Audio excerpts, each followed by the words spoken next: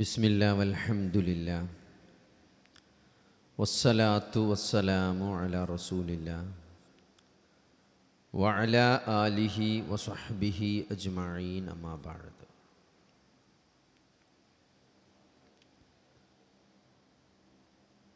എത്രയും സ്നേഹം നിറഞ്ഞ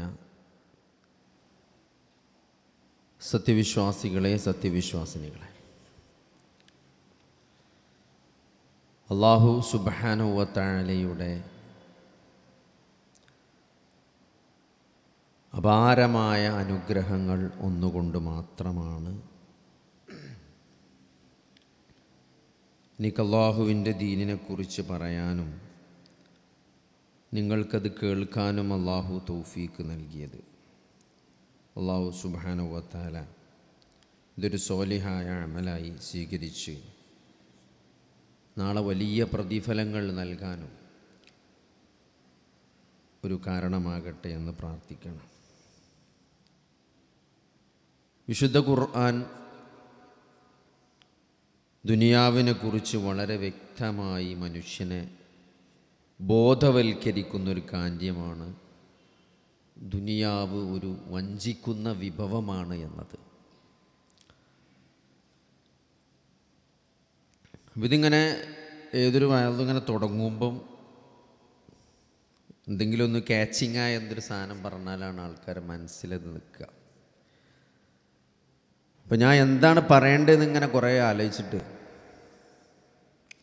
എൻ്റെ മനസ്സിൽ വന്നൊരു കാര്യം, ഈ കൊറോണൻ്റെ സമയത്ത് എനിക്കൊരു അയൽവാസി പെട്ടെന്ന് ഒരാൾ വാടകയ്ക്ക് വന്നു എൻ്റെ ഫ്ലാറ്റിൻ്റെ അടുത്ത്.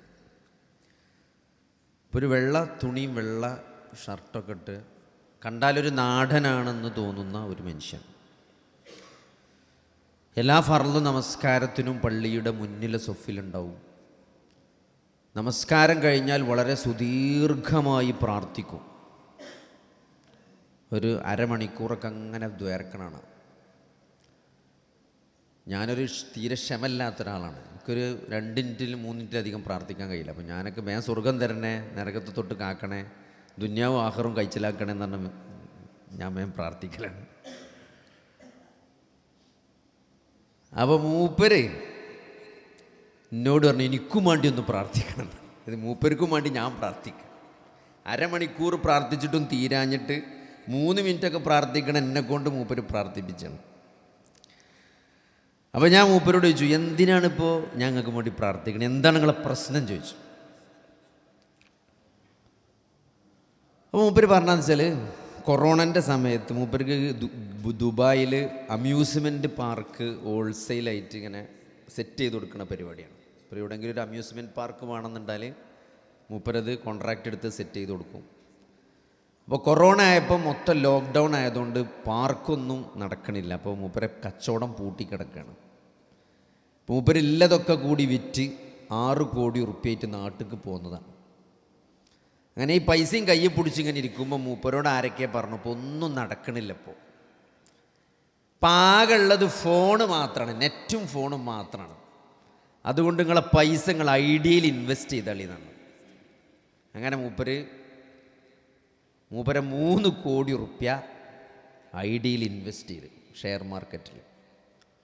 അപ്പോൾ ഡെയിലി ഇങ്ങനെ ഇടക്കിടക്ക് മൂപ്പര് സ്റ്റോക്ക് എക്സ്ചേഞ്ച് എടുത്തു നോക്കണം. അങ്ങനെ ഒരു ദിവസം എന്നോട് പറഞ്ഞു ഒരു 50 പൈസ കൂടിയെന്ന് പറഞ്ഞു ഐഡിയൻ്റെ ഷെയർ. അപ്പോൾ ഞാൻ പറഞ്ഞു, മനുഷ്യ 50 പൈസ കൂടിയാൽ 3 കോടി ഇട്ടങ്ങൾക്ക് 1.5 കോടി ലാഭം കിട്ടിയില്ല വെച്ചു.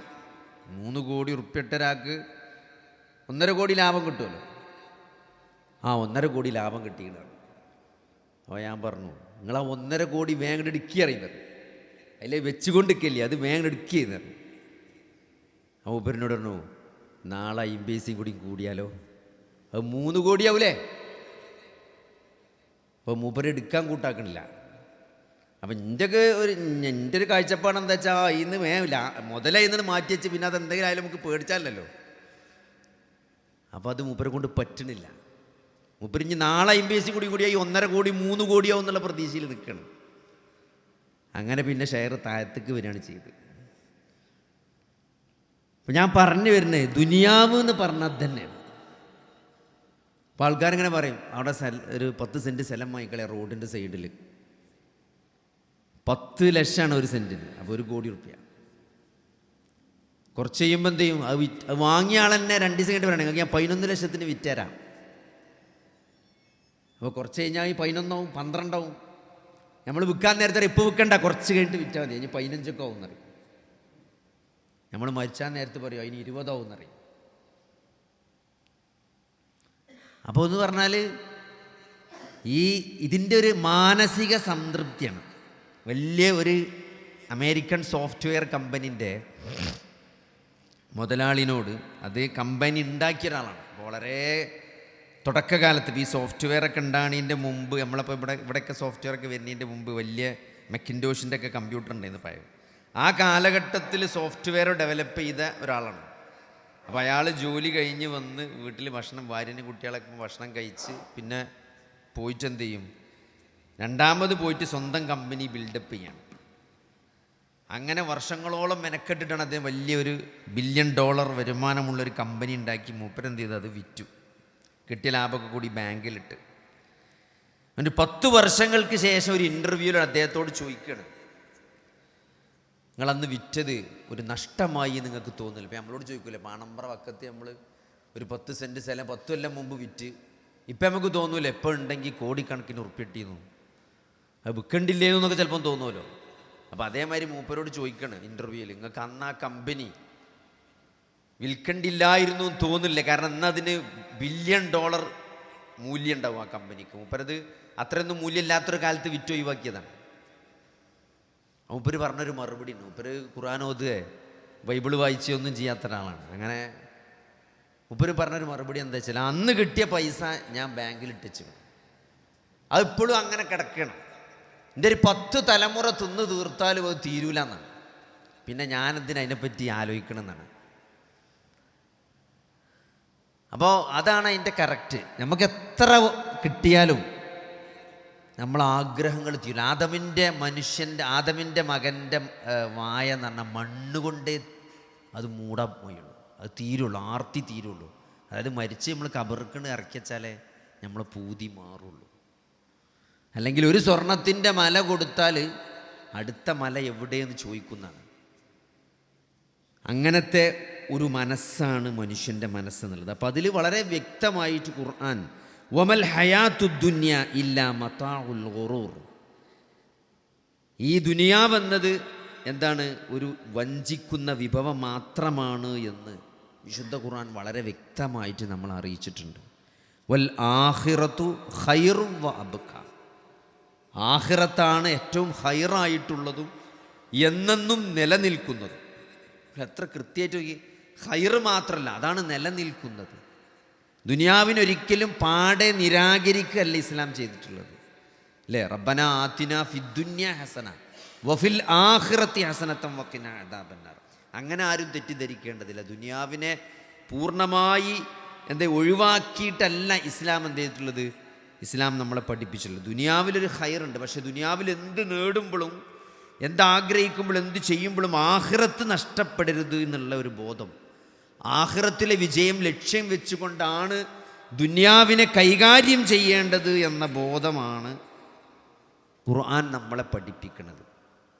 അപ്പം ഇന്ന് എന്ന് പറഞ്ഞാൽ ജീവിതത്തിൻ്റെ വിജയങ്ങളും പരാജയങ്ങളൊക്കെ തീരുമാനിക്കുന്നത് ഒരാളുടെ പണത്തിൻ്റെ ആസ്തിയോ അല്ലെങ്കിൽ അയാളുടെ വരുമാനം, അയാളുടെ ശമ്പളം, പിന്നെ അയാളുടെ പ്രശസ്തി, സ്റ്റാറ്റസ്, പദവി, അല്ലേ? ഇതൊക്കെ നോക്കിയിട്ടാണ് ആളുകൾ ഒരാളുടെ ജയവും പരാജയവും തീരുമാനിക്കുന്നത്. ഇപ്പോൾ ഞാൻ ഗൾഫിൽ പോയ സമയത്ത് ഒരാൾ പരിചയപ്പെടണം.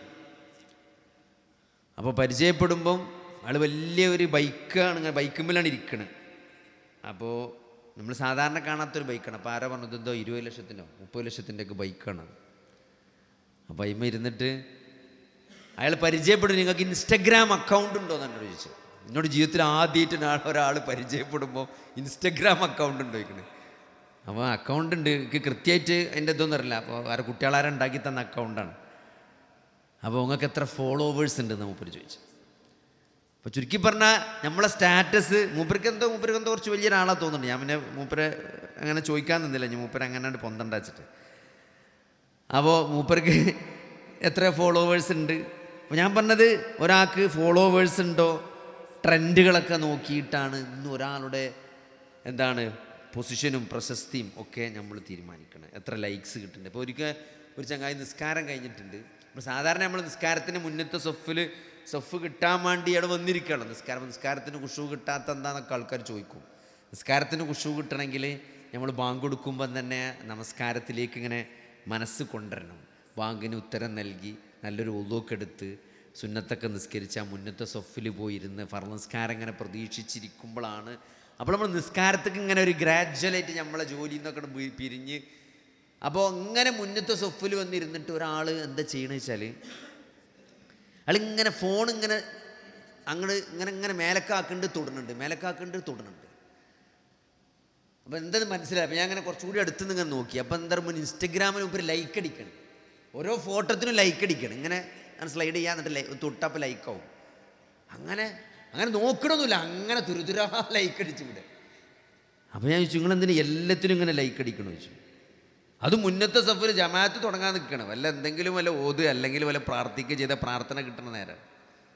അപ്പോൾ മൂപ്പരിനോട് പറഞ്ഞാൽ തരുമോ, നമ്മൾ അങ്ങോട്ട് ലൈക്ക് അടിച്ചാലാണ് ഇങ്ങോട്ട് ലൈക്ക് കിട്ടുള്ളൂ. ഇത് നമ്മൾ അങ്ങോട്ട് ലൈക്ക് അടിച്ചെടുത്താലാണ് നമ്മളെന്തെങ്കിലും ഇട്ട് അങ്ങോട്ട് ലൈക്ക് കിട്ടുള്ളൂ.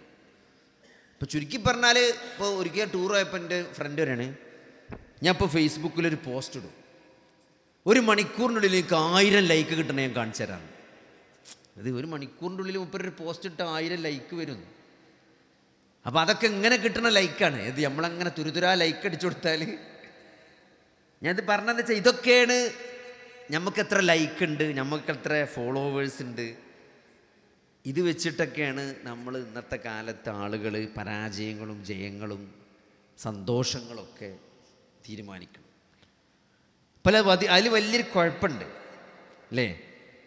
ഇപ്പം നമ്മൾ മൊറാലിറ്റി എടുത്താൽ, നമ്മൾ ധാർമ്മികത എടുത്താൽ, ഇപ്പോൾ നോർമലായിട്ട് നടക്കുന്ന ധാർമ്മികമായി ജീവിക്കണമെന്ന് ആഗ്രഹിക്കുന്ന ആളുകൾ വിമർശിക്കപ്പെടുകയും പരിഹസിക്കപ്പെടുകയും ചെയ്യണം അല്ലേ.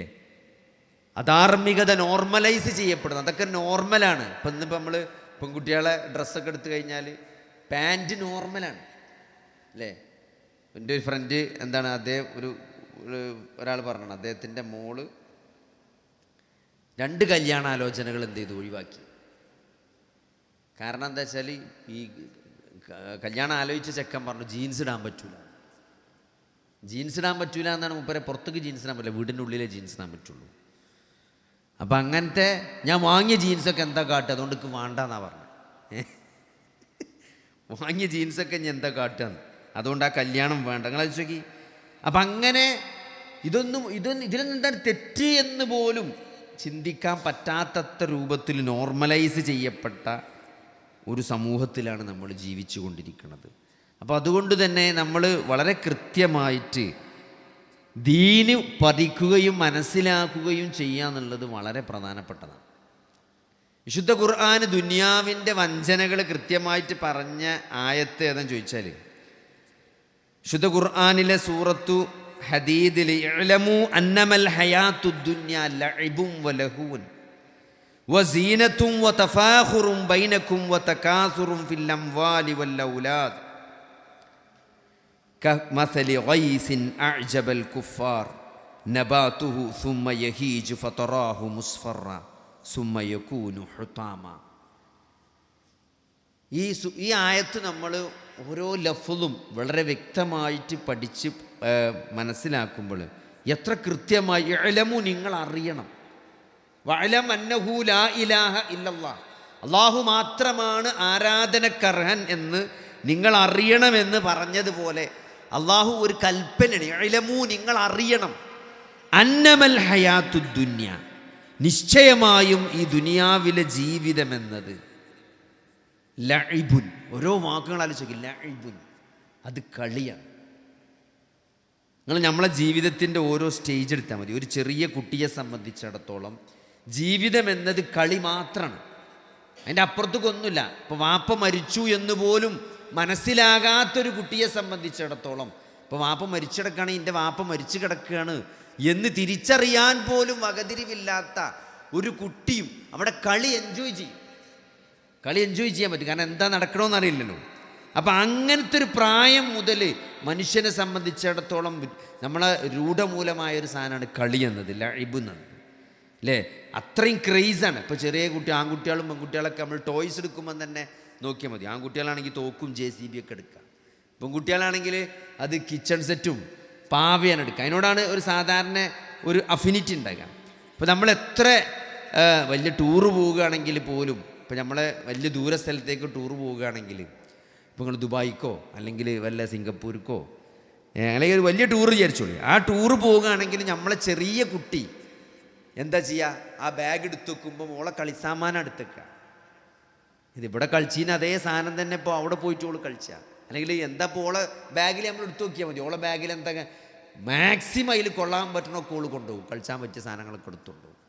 കാരണം അതാണ് കളി. ആ പ്രായത്തിൽ കളിനോടുള്ളൊരു താല്പര്യം അതാണ്. ലഇബുൻ വ ലഹുവുൻ. പിന്നെന്താണ്, പിന്നെ കളി കുറച്ചും കൂടി അതിൻ്റെ മോഡ് മാറും. കളി എന്നുള്ളത് കളിയിൽ നിന്ന് മാറി അതൊരു എൻ്റർടൈൻമെൻറ്റ് അല്ലേ, വിനോദം എന്ന് നമ്മൾ പറയില്ലേ, കുറച്ചും കൂടി എൻജോയ് ചെയ്യുന്ന ഒരു എൻ്റർടൈൻമെൻറ്റിലേക്ക് എന്ത് ചെയ്യും, കുറച്ചും കൂടി വലുതാവുമ്പോൾ അത് മാറണം. ഇപ്പോഴത്തെ കുട്ടികൾ കളിക്കണമൊക്കെ നോക്കിയാൽ മതി.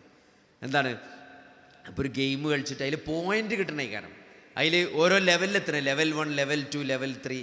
അതിൽ നമുക്കത്ര ഒരു ഗെയിമിഫിക്കേഷൻ, ഒരു ഗെയിമായി കളിക്കുമ്പോഴാണ് എന്ത് ചെയ്യുക, അതിന് കുറച്ചും കൂടിയും ഒരു ഹരം കിട്ടുക. ഇപ്പോൾ ചെറിയ കുട്ടികൾ പോലും ഈ ഫോണിന് അഡിക്റ്റ് ആക്കാൻ വേണ്ടി അവർ ചെയ്തില്ലെന്നാണ്, അവർ ചെയ്യുന്ന കാര്യങ്ങൾക്കൊക്കെ ഗോൾഡ് കോയിന്, പോയിൻ്റ്, ലെവലൊക്കെ കൊടുത്തിട്ട് അവരെങ്ങനെ എൻകറേജ് ചെയ്യിക്കുക ചെയ്യുക. നമുക്ക് ഇത്ര പോയിൻ്റ് കിട്ടി, ഇത്ര.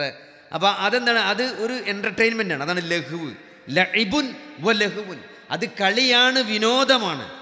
വ സീനത്തുൻ, അത് അലങ്കാരമാണ്, അലങ്കാരമാണ്. ഇപ്പോൾ നമ്മൾ ചെറിയ പെൺകുട്ടികളുടെ അടുത്ത് പരിശോധിച്ചാൽ നമുക്ക് മനസ്സിലാവും. പെൺകുട്ടികളെപ്പോഴും കുറച്ച് എന്ത് ചെയ്യുക, ഒരു സീനത്ത് എപ്പോഴും കാണാൻ പറ്റും. പെൺകുട്ടികളെ ഫോണാണെങ്കിലും എന്താണ്, അവരെ ഫോണ് നമുക്ക് നല്ല നല്ല ചൊറുക്കുള്ള കവറുണ്ടാവും അല്ലേ. പിന്നെ എന്താണ്, എൻ്റെ OP-യിൽ ഒരിക്കലും പെൺകുട്ടി എന്താണ് ഒരു വാച്ച് കെട്ടിയിരുന്നു, അപ്പോൾ ഭയങ്കര ഒരു ഇതൊക്കെയുള്ള വാച്ച്. അപ്പോൾ എനിക്ക് തോന്നി ആ വാച്ച് നടക്കണില്ല എന്ന് എൻ്റെ മനസ്സ് പറഞ്ഞു, വെറുതെ കാണാൻ വേണ്ടി കെട്ടിയതാണ്. അപ്പോൾ ഞാൻ സമയം എത്ര ചോദിച്ചപ്പോൾ നടക്കൂലായിരുന്നു എന്നോട്. നടക്കാത്ത വാച്ച് എന്തിനാ കെട്ടീന്ന്? അപ്പോൾ എന്താ വെച്ചാൽ അതൊരു ഷോ ആണ്. ഞാൻ പറഞ്ഞ സീനത്ത് എന്ന് പറഞ്ഞാൽ അലങ്കാരം അല്ലേ.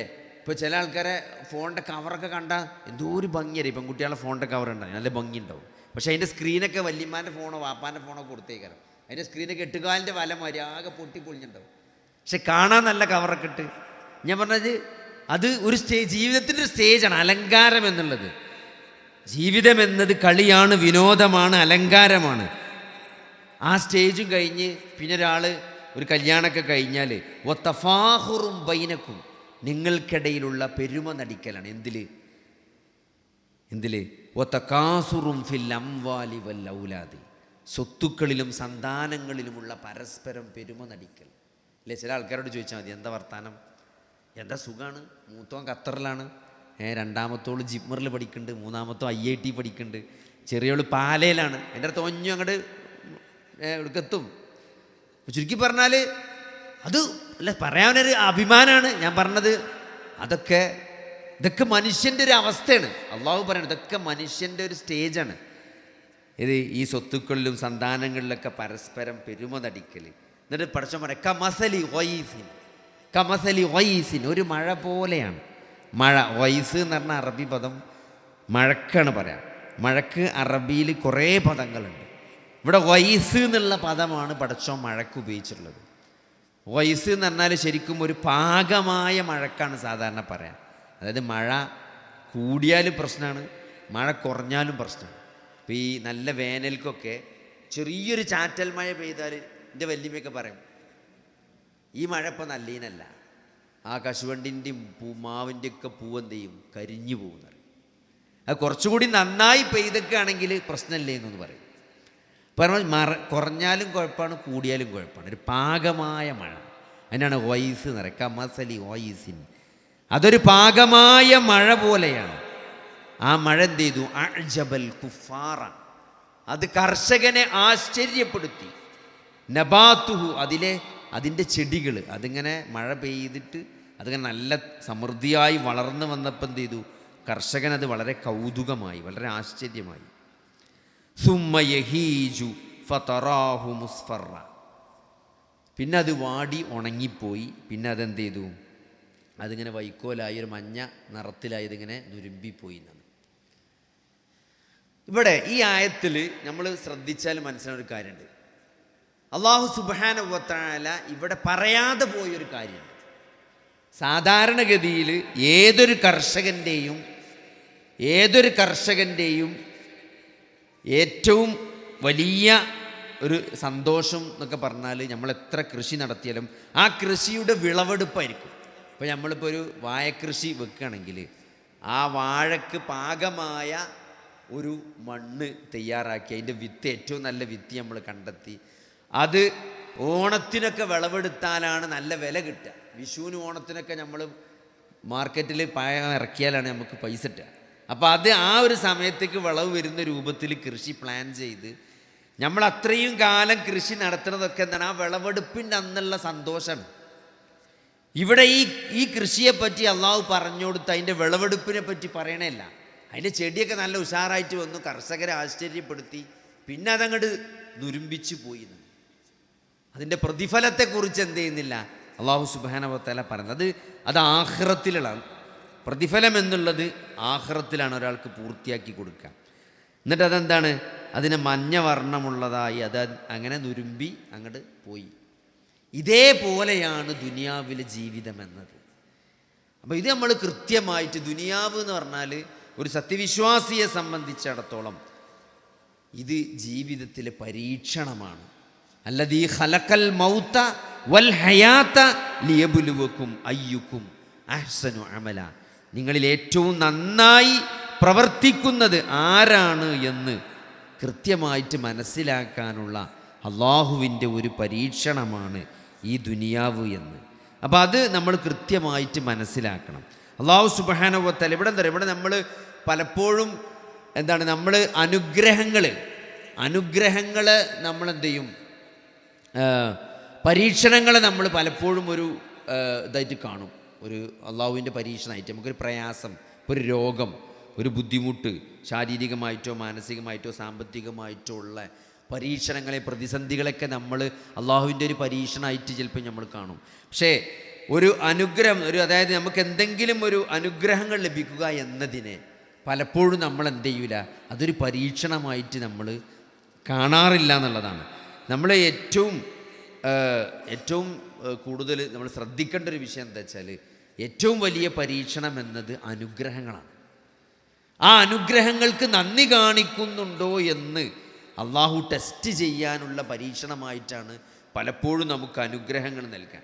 ഒരു പ്രതിസന്ധി വരുമ്പോൾ സ്വാഭാവികമായിട്ടും മനുഷ്യൻ അള്ളാഹുവിലേക്ക് അടുക്കും, അല്ലേ? നമുക്കൊരു പ്രയാസം ഉണ്ടായാൽ നമ്മളിപ്പോൾ ആര് പറഞ്ഞിട്ടില്ലെങ്കിൽ നമ്മൾ അള്ളാഹുവിലേക്ക് മടങ്ങും. പക്ഷേ ഒരു അനുഗ്രഹം ലഭിക്കുമ്പോൾ നമ്മൾ അതിന് നന്ദി കാണിക്കുക, അള്ളാഹുവിനെ മറക്കാതെ അള്ളാഹുവിലേക്ക് കൂടുതൽ അടുക്കുക. ലൈൻ ശകർത്തും ല അസീദന്നക്കും എന്നാണ്. നിങ്ങൾ നന്ദി കാണിച്ചാൽ നിങ്ങൾക്ക് ഞാൻ വർദ്ധിപ്പിച്ചു തരുന്നതാണ്. അപ്പം അതുകൊണ്ട് ആ രൂപത്തിൽ പരീക്ഷണങ്ങളെ കാണാം. പ്രത്യേകിച്ച് ഏറ്റവും വലിയ നന്ദി എന്ന് പറഞ്ഞത്, നമ്മൾ ഏതൊരു അവസ്ഥയിലും അള്ളാഹുവിന് നന്ദി കാണിക്കാനുള്ളൊരു മനസ്സ് നമുക്കുണ്ടാകുക എന്നുള്ളതാണ് ഈ ജീവിതത്തിലെ ഏറ്റവും വലിയ ചലഞ്ച്. അതിപ്പോൾ നമുക്കൊരു അനുഗ്രഹം വരികയാണെങ്കിലും ഒരു പ്രതിസന്ധി വരികയാണെങ്കിലും അതിലൊക്കെ നിന്നുകൊണ്ട് നമുക്ക് അള്ളാഹുവിന് നന്ദി കാണിച്ചുകൊണ്ട് മുന്നോട്ട് പോകാൻ പറ്റുക എന്നുള്ളത്. ഇപ്പോൾ ഒരു അസുഖം വന്നു, ആ അസുഖത്തിലും നമുക്ക് നമ്മളെ പ്രാർത്ഥനകളും നമ്മളെ നിസ്കാരങ്ങളുമെല്ലാം എന്താണ് നിർവഹിച്ചുകൊണ്ട് അള്ളാഹുവിന് നന്ദി കാണിച്ചുകൊണ്ട് മുന്നോട്ട് പോകാൻ പറ്റുന്നൊരു മനസ്സ് നമുക്ക് കിട്ടുക എന്നുള്ളതാണ് അള്ളാഹു നമ്മളോട് കാണിക്കുന്ന ഏറ്റവും വലിയ കാരുണ്യം. അപ്പോൾ അതിനെന്ത് വേണം? അത് നല്ലൊരവസ്ഥയിൽ, ഏതൊരവസ്ഥയിലും ആ ഒരു നിലപാട് വെച്ച് ജീവിക്കുന്ന ആളുകൾക്ക് അതിനെന്ത് ചെയ്യുള്ളൂ, അതിന് സാധിക്കുള്ളൂ.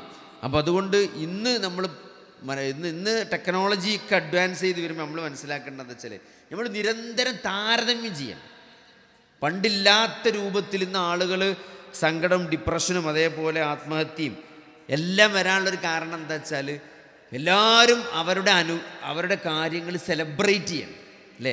ഇപ്പോൾ ഒരു വണ്ടി എടുക്കുകയാണെങ്കിൽ, പിന്നെ ഒരു പരീക്ഷ പാസ്സായി, ഇപ്പോൾ തോന്നിപ്പോൾ കോൺവെക്കേഷൻ, ഞാൻ ഇങ്ങനെ ഇപ്പോൾ ഒരു കോൺവെക്കേഷൻ്റെ പോസ്റ്റർ ഉണ്ട് ഞാൻ. അപ്പോൾ ഞാൻ ഇപ്പോൾ എന്ത് കോൺവെക്കേഷൻ അയച്ചു? അപ്പോൾ LKG കോൺവെക്കേഷൻ, LKG കോൺവെക്കേഷൻ നടക്കുകയാണ്. എന്നിട്ട് അത് സ്റ്റാറ്റസ് ഇടുകയാണ്, അതിന് എല്ലാവരും പോയി, അതൊരു സംഭവമാണ്. അപ്പോൾ LKG കോൺവെക്കേഷനിൽ പങ്കെടുത്തിട്ടില്ലെങ്കിൽ ജീവിതത്തിൽ എന്തോ വലിയ നഷ്ടം സംഭവിക്കുന്നൊക്കെ ഞാൻ പറഞ്ഞ എല്ലാം സെലിബ്രേറ്റ് ചെയ്യപ്പെടും. അപ്പോൾ അതുകൊണ്ട് തന്നെ ആളുകൾ പരസ്പരം താരതമ്യം ചെയ്യുകയും അതേപോലെ തന്നെ എന്താണ് നമുക്ക് അസൂയ, ഈ സാധനങ്ങളൊക്കെ ഇതൊക്കെ ജീവിതത്തിലേക്ക് കടന്നു വരികയാണ്. എല്ലാവരും ഇപ്പോൾ ഒരു വണ്ടി വാങ്ങുമ്പം ആ വണ്ടി എടുക്കാൻ പോണത് അതിൻ്റെ സ്റ്റാറ്റസ്, അത് അവിടെ പൂത്തിരി എത്തിച്ച് അതിൻ്റെ സ്റ്റാറ്റസ്. അപ്പോൾ ഈ വണ്ടി ഇതൊന്നും ഇല്ലാത്ത ആളുകളെ സംബന്ധിച്ചിടത്തോളം എന്താ വെച്ചാൽ ജീവിതത്തിൽ എന്തോ ഭയങ്കരമായ നിരാശയിലേക്കും ഭയങ്കരമായ പരാജയത്തിലാണ് നമ്മൾ ജീവിച്ചു കൊണ്ടിരിക്കുന്നത് എന്നൊക്കെയുള്ള ഒരു ഫീലിങ്ങിലേക്കും അങ്ങനത്തെ ഒരു യുഗത്തിലാണ് നമ്മൾ ജീവിച്ചു. അപ്പോൾ അതേപോലെ തന്നെ സംതൃപ്തിനെ പെട്ടെന്ന്, ഇപ്പോൾ ചെറിയ കുട്ടി, നമ്മൾ കുട്ടികളെ നോക്കിയാൽ മനസ്സിലാവും, എല്ലാം പെട്ടെന്ന് ചോദിക്കുമ്പോൾ ഇതിന് കിട്ടണം. അപ്പോൾ ഒന്നൊരു സൈക്കിൾ വാങ്ങിത്തരണം എന്ന് പറഞ്ഞാൽ അത് 2 ദിവസം കൊണ്ട് വാങ്ങിക്കൊടുക്കണം, കാത്തിക്കാൻ പറ്റൂല. അങ്ങനെ ഇൻസ്റ്റൻറ്റ് ഗ്രാറ്റിഫിക്കേഷൻ എന്ന് പറയും. നമ്മൾ വിചാരിച്ചതൊക്കെ നേടുക എന്നല്ല. ഇപ്പം നമ്മളെ സംബന്ധിച്ചിടത്തോളം എന്താ വെച്ചാൽ നമുക്കിപ്പോൾ എൻ്റെ ചെറുപ്പത്തിലൊക്കെ ഒരു ഡ്രസ്സ് കിട്ടുക എന്ന് പറഞ്ഞാൽ അത് പെരുന്നാക്കേ ഉള്ളൂ. പെരുന്നാക്ക് അന്ന് വാപ്പാൻ്റെ കയ്യിൽ പൈസ ഉണ്ടെങ്കിൽ നമുക്കൊരു ഡ്രസ്സ് കിട്ടും, അതില്ലെങ്കിൽ അന്നും കിട്ടൂല. അതിൻ്റെ ഇടയ്ക്ക് ഡ്രസ്സ് തരുന്ന പരിപാടിയില്ല. അതിൻ്റെ ഇടയ്ക്ക് അല്ലെങ്കിൽ അമ്മോൻ്റെ കല്യാണമൊക്കെ ഉണ്ടാകണം, അമ്മ എടുത്തുതരണം. അമ്മാവന്മാരെ കല്യാണം ഉണ്ടായിട്ട് അമ്മാവന്മാർ എടുത്തുതരിക എന്നല്ലാതെ വേറെ നമുക്ക് ഡ്രസ്സില്ല. ഇന്നങ്ങനല്ല. ഇന്നിപ്പോൾ എന്താണ്, ഇന്ന് സ്കൂളിലൊരു പരിപാടി, നാളെ കോളേജിലൊരു പരിപാടി, മറ്റൊരുത്തൊരു പരിപാടി. അപ്പോൾ ഓരോ പരിപാടിക്കും ഓരോ കളർ കോഡ് ഡ്രസ്സ്. അപ്പോൾ അതുകൊണ്ട് തന്നെ ഇതൊക്കെ ഇങ്ങനെ കിട്ടുന്ന ഒരാളെ സംബന്ധിച്ചിടത്തോളം എന്താ വെച്ചാൽ അങ്ങനെ ഒന്നിങ്ങനെ ഒരു സാധനം വെയിറ്റ് ചെയ്യുക എന്നുള്ള ഒരു ഫീലിങ്ങോ അതിൻ്റെ ഒരു വികാരം അങ്ങനെയൊന്നും ഇന്നത്തെ ആളുകൾക്കറിയില്ല. ഇൻസ്റ്റൻ്റായിട്ട് വിചാരിക്കുമ്പോഴത്തിന് എന്ത് ചെയ്യണം, സാധനങ്ങൾ കിട്ടണം. അങ്ങനെ കിട്ടാതെ വരും. അതിൻ്റെ പ്രശ്നമുണ്ട്. ഈ വിചാരിക്കുമ്പോൾ തന്നെ നടക്കണം എന്ന് പറഞ്ഞാൽ ഇൻസ്റ്റൻറ്റ് ഗ്രാറ്റിഫിക്കേഷനും നമ്മളെ ആത്മീയതയും തമ്മിൽ ചെറിയൊരു പ്രയാസം ഉണ്ടാവും. എന്നാൽ നമ്മളെ സംബന്ധിച്ചിടത്തോളം എന്താ വെച്ചാൽ നമ്മളിതൊക്കെ ക്ഷമിച്ചും സഹിച്ചു നിൽക്കുന്ന ഒരു സ്വർഗമുണ്ട്, നാളെ അള്ളാഹു പ്രതിഫലം നൽകും. അത് ഇൻസ്റ്റൻറ്റ് ഗ്രാറ്റിഫിക്കേഷൻ അല്ല, അത് കുറച്ച് കഴിഞ്ഞിട്ട് വരാനുള്ള സംഭവമാണ് അല്ലേ. ഒരു മഹ്ശറ വരാണ്ട്, ഒരു വിചാരണ വരാണ്ട്. അതുകൊണ്ട് വൈൻ തസ്ബിറൂവ തത്തക്കൂ, നിങ്ങൾ ക്ഷമിക്കണം, നിങ്ങൾ തെക്കുവ കൈകൊള്ളണം. ക്ഷമിക്കണം എന്ന് വിശുദ്ധ ഖുർആൻ പല സ്ഥലത്ത് പറഞ്ഞൊരു കാര്യമാണ്. കാരണം ക്ഷമ എന്നുള്ളത് വളരെ പ്രധാനപ്പെട്ടൊരു കാര്യമാണ്. പിന്നെ നബി സല്ലല്ലാഹു അലൈഹി വസല്ലമയുടെ ജീവിതം എടുത്ത് നോക്കിയാൽ വളരെ പ്രയാസങ്ങളിലൂടെയും പ്രതിസന്ധികളിലൂടെയും ഒക്കെ കടന്നു പോകുമ്പോഴും എല്ലാം അള്ളാഹു നിരന്തരമായി ഓർമ്മപ്പെടുത്തുന്ന എന്താണ്, തസ്ബിറു എന്നാണ്, നിങ്ങൾ ക്ഷമിക്കണം പ്രവാചകരെ എന്നുള്ളതാണ്. അപ്പോൾ വിശ്വാസിയെ സംബന്ധിച്ചിടത്തോളം ക്ഷമിക്കുക എന്നുള്ളത് വളരെ പ്രധാനപ്പെട്ടതാണ്. അപ്പോൾ പുതിയ തലമുറക്ക് കഴിയാത്തതും ആയൊരു സാധനമാണ് ഈ ക്ഷമിക്കുക എന്നുള്ളത്. കാരണം അവർക്ക് വിചാരിച്ചതൊക്കെ പെട്ടെന്ന് കിട്ടണ ഒരു അവസ്ഥയിൽ ജീവിച്ചു പോകുന്നത് കൊണ്ട് തന്നെ അവർക്ക് ക്ഷമിക്കുക എന്നുള്ളത് വളരെ പ്രയാസമുള്ള കാര്യമാണ്. അപ്പോൾ ക്ഷമിക്കുക എന്നുള്ളത് നമ്മുടെ ദീനിൻ്റെ ഒരു ഭാഗമാണ്. വിശ്വാസിയെ സംബന്ധിച്ചിടത്തോളം ക്ഷമ എന്നുള്ളത് വളരെ പ്രധാനപ്പെട്ട, കാരണം അള്ളാഹു സുബ്ഹാനഹു വ തആല ക്ഷമിക്കുന്ന ആളുകൾക്ക് വലിയ പ്രതിഫലം നൽകുന്നു എന്നൊക്കെ പറഞ്ഞു. അതൊക്കെ പലപ്പോഴും ആഖിറത്തിലാണ് കിട്ടുക. അപ്പോൾ നമ്മൾ യൂസുഫ് നബിൻ്റെ ജീവിതം എടുത്ത് പരിശോധിച്ചാൽ അല്ലേ, നബി സല്ലല്ലാഹു അലൈഹി വസല്ലമയുടെ ജീവിതത്തിൽ പിന്നെ ഈ സൂറത്ത് യൂസുഫ് ഇറങ്ങണ പശ്ചാത്തലം നമ്മൾ പരിശോധിച്ചാൽ മനസ്സിലാവും. നബി സല്ലല്ലാഹു അലൈഹി വസല്ലമയെ സംബന്ധിച്ചിടത്തോളം നബി സല്ലല്ലാഹു അലൈഹി വസല്ലമ ഏറ്റവും കൂടുതൽ പ്രതിസന്ധികളിലൂടെ കടന്നുപോയ ഒരു ഘട്ടത്തിലാണ് ഈ സൂറത്ത് യൂസുഫ് ഇറങ്ങണം. നബിൻ്റെ ജീവിതത്തിലെ ഏറ്റവും പ്രതിസന്ധി നിറഞ്ഞ കാലഘട്ടം പരിശോധിച്ചാൽ ആയിഷ ബീവി നബിനോട് ചോദിക്കുന്നുണ്ട്, നബി നിങ്ങൾക്ക് ഏറ്റവും വിഷമുണ്ടായ ഒരു സമയം എപ്പോഴാണ്? ഖദീജ ബീവി മരിച്ചപ്പോഴാണ് എന്നാണ് അവർ വിചാരിച്ചത്. പക്ഷെ അങ്ങനല്ല. നബി സല്ലല്ലാഹു അലൈഹി വസല്ലം പറഞ്ഞ മറുപടി എന്താ പറയുക, ത്വായിഫിൽ പോയി. നബി സല്ലല്ലാഹു അലൈഹി വസല്ലമക്ക് മക്കയിൽ അഭയം കിട്ടിയില്ല. ലാ ഇലാഹ ഇല്ലല്ലാഹ് ദഅവത്ത് ചെയ്തപ്പം കുടുംബക്കാരും നാട്ടുകാരും എല്ലാം ശത്രുക്കളായി മാറി. അങ്ങനെ ത്വായിഫിൽ എന്തെങ്കിലും അഭയം കിട്ടുമോ എന്ന് നോക്കാൻ വേണ്ടിയിട്ട് ത്വായിഫിലേക്ക് ചില ആളുകളായിട്ടൊക്കെ സംസാരിച്ച് സെറ്റ് ചെയ്ത് വെച്ചിരുന്നു. പക്ഷേ ഹുത്തുബത്തും ഷെയ്ബത്തും അവിടെ ചെന്ന് സംസാരിച്ചിട്ട് എന്ത് ചെയ്തു, അതൊക്കെ ഇല്ലാതാക്കി നബി സല്ലല്ലാഹു അലൈഹി വസല്ലമയെ ഒറ്റപ്പെടുത്തി. അങ്ങനെ അവിടെ ചെന്നപ്പോൾ അവരൊക്കെ കൈവെടിഞ്ഞു. അങ്ങനെ ത്വായിഫിൻ്റെ തെരുവുകളിൽ അവിടുത്തെ കുട്ടികൾ കല്ലെറിയുന്നൊരവസ്ഥ വരെ നബി സല്ലല്ലാഹു അലൈഹി വസല്ലമക്ക് ഉണ്ടായി.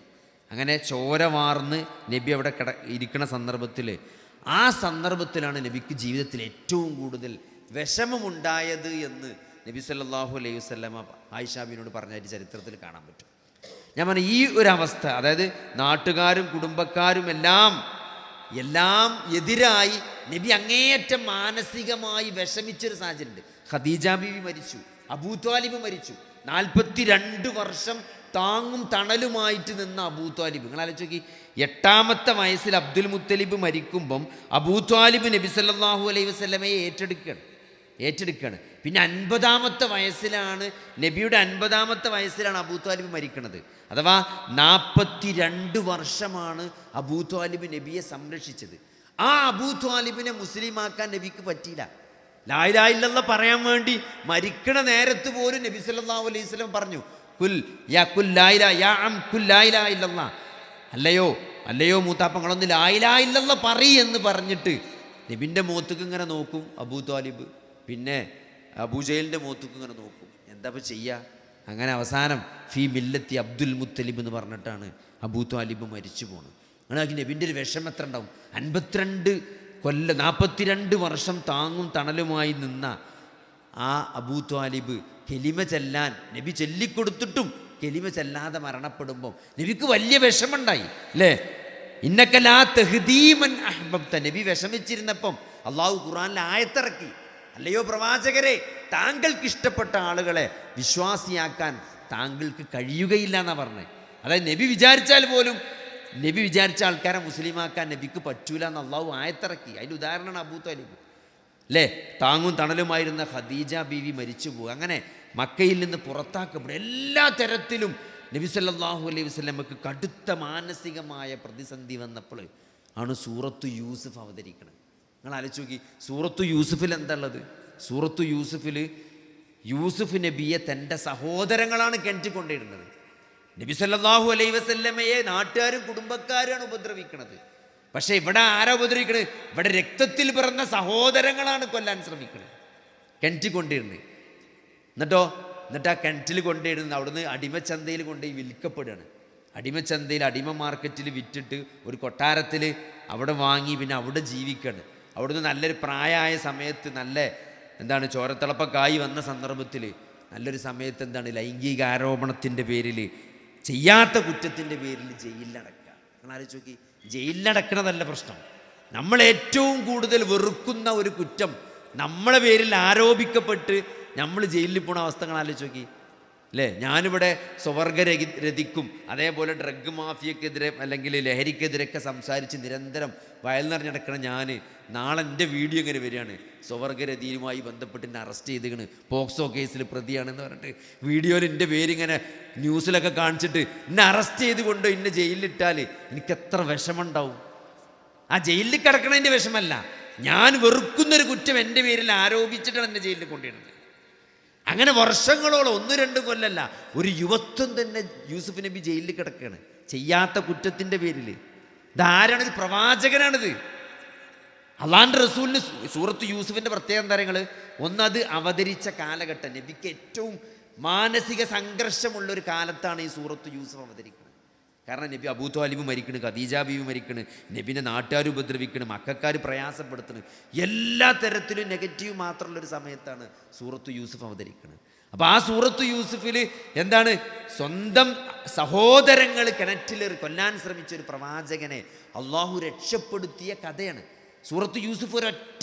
ഒരൊറ്റ ഇതായിട്ടാണ് വഹിയായിട്ടാണ് അവതരിച്ചത്, മുഴുവൻ ഒറ്റ ചാപ്റ്ററായിട്ട്. ബാക്കി കഥകളൊക്കെ നിങ്ങൾ ഖുർആനിൽ മൂസാ നബിൻ്റെ കഥയാണെങ്കിലൊക്കെ പല സ്ഥലത്ത് പല ആയിട്ടാണ് കാണുക. പക്ഷേ യൂസുഫ് നബിൻ്റെ കഥ ഒരൊറ്റ സ്ഥലത്ത് ഒരൊറ്റ സൂറത്തിൽ ആദ്യം മുതൽ അവസാനം വരെയാണ് അവതരിച്ചേക്കാണ്. കാരണം അത് നബിക്ക് പൂർണ്ണമായിട്ടുണ്ട് ഇറക്കി കൊടുത്തേക്കണം, സമാധാനം കിട്ടണം. ആ യൂസുഫ് നബിയെ, അങ്ങനെ പ്രയാസപ്പെട്ട യൂസുഫ് നബിയെ അള്ളാഹു സുബ്ഹാനഹു വ തആല കിണറ്റിൽ നിന്ന് രക്ഷപ്പെടുത്തി ജയിലിൽ നിന്ന് പുറത്തു കൊണ്ടുവന്നു, ഈജിപ്തിൻ്റെ അധികാരിയാക്കി, മന്ത്രിയാക്കി മാറ്റി. ആ തെറ്റ് ചെയ്ത സഹോദരങ്ങൾ ആ യൂസുഫിൻ്റെ കാലിലേക്ക് വരികയാണ് അല്ലേ? യൂസുഫിൻ്റെ കാൽ ചുവട്ടിലേക്ക് വന്നിട്ട് ആ ഏറ്റു പറയുന്ന ഒരു സാഹചര്യം നമുക്ക് സൂറത്ത് യൂസുഫിലൂടെ അള്ളാഹു കാണിച്ചു തരാണ് അല്ലേ? എന്നിട്ട് യൂസുഫ് നബി എന്താ ചെയ്ത്? മാപ്പ് കൊടുത്തേക്കാണ് അല്ലേ? മക്കാർക്ക് നബി സല്ലല്ലാഹു അലൈഹി വസല്ലം എന്താ ചെയ്തത്? മക്ക ഇങ്ങനെ ഉപദ്രവിച്ച് പുറത്താക്കി. അവസാനം മക്കാർ നബിനെ പുറത്താക്കുകയാണ് ചെയ്യുന്നത്. നിങ്ങൾ ആലോചിച്ച് നോക്കി, അലി റളിയല്ലാഹു അൻഹു ആ വിരിപ്പിൽ വന്ന് കിടക്കുന്ന സന്ദർഭം നമ്മളിങ്ങനെ വിചാരിച്ചും നബി സല്ലല്ലാഹു അലൈഹി വസല്ലമ ഹിജ്റ പോയപ്പോൾ നബിയുടെ വിരിപ്പിൽ കടന്നത് ആരാണ് എന്നൊക്കെ നമ്മൾ ക്വിസിന് ഉത്തരം എഴുതിയാണ്, അലി റളിയല്ലാഹു അൻഹു ആണെന്ന്. നിങ്ങൾ ജീവിതത്തിൽ ആലോചിച്ചിട്ടുണ്ടോ? നബി സല്ലല്ലാഹു ഒരാളവിടെ കൊല്ലാൻ നടക്കുക, അല്ലേ? ഇപ്പോൾ ഇവിടെ ഒരാളെ കൊല്ലാൻ നടക്കുക, എല്ലാവരും ഈ നാട്ടുകാർ മൊത്തം ഈ നാട്ടിലെ പാണാമ്പ്രല്ല ഒരാളെ കൊല്ലാൻ നടക്കുകയാണ്. ഈ നാട്ടിലാഴ്ചക്ക് ഈ നാട്ടിലെ എല്ലാ ആൾക്കാരും ഭൂരിപക്ഷ ആളുകളും വാളും തോക്കും വടിയും സൈക്കിൾ ചെയിനൊക്കെ അയച്ച് ഒരാളെ കൊല്ലാൻ നടക്കുകയാണ്. ആ ആളെ ബെഡ്റൂമിൽ കയറിയിട്ട് പുതപ്പ് തലയിലിട്ടിട്ട് കിടക്കാൻ ആർക്കാ ധൈര്യം ഉണ്ടാകുക?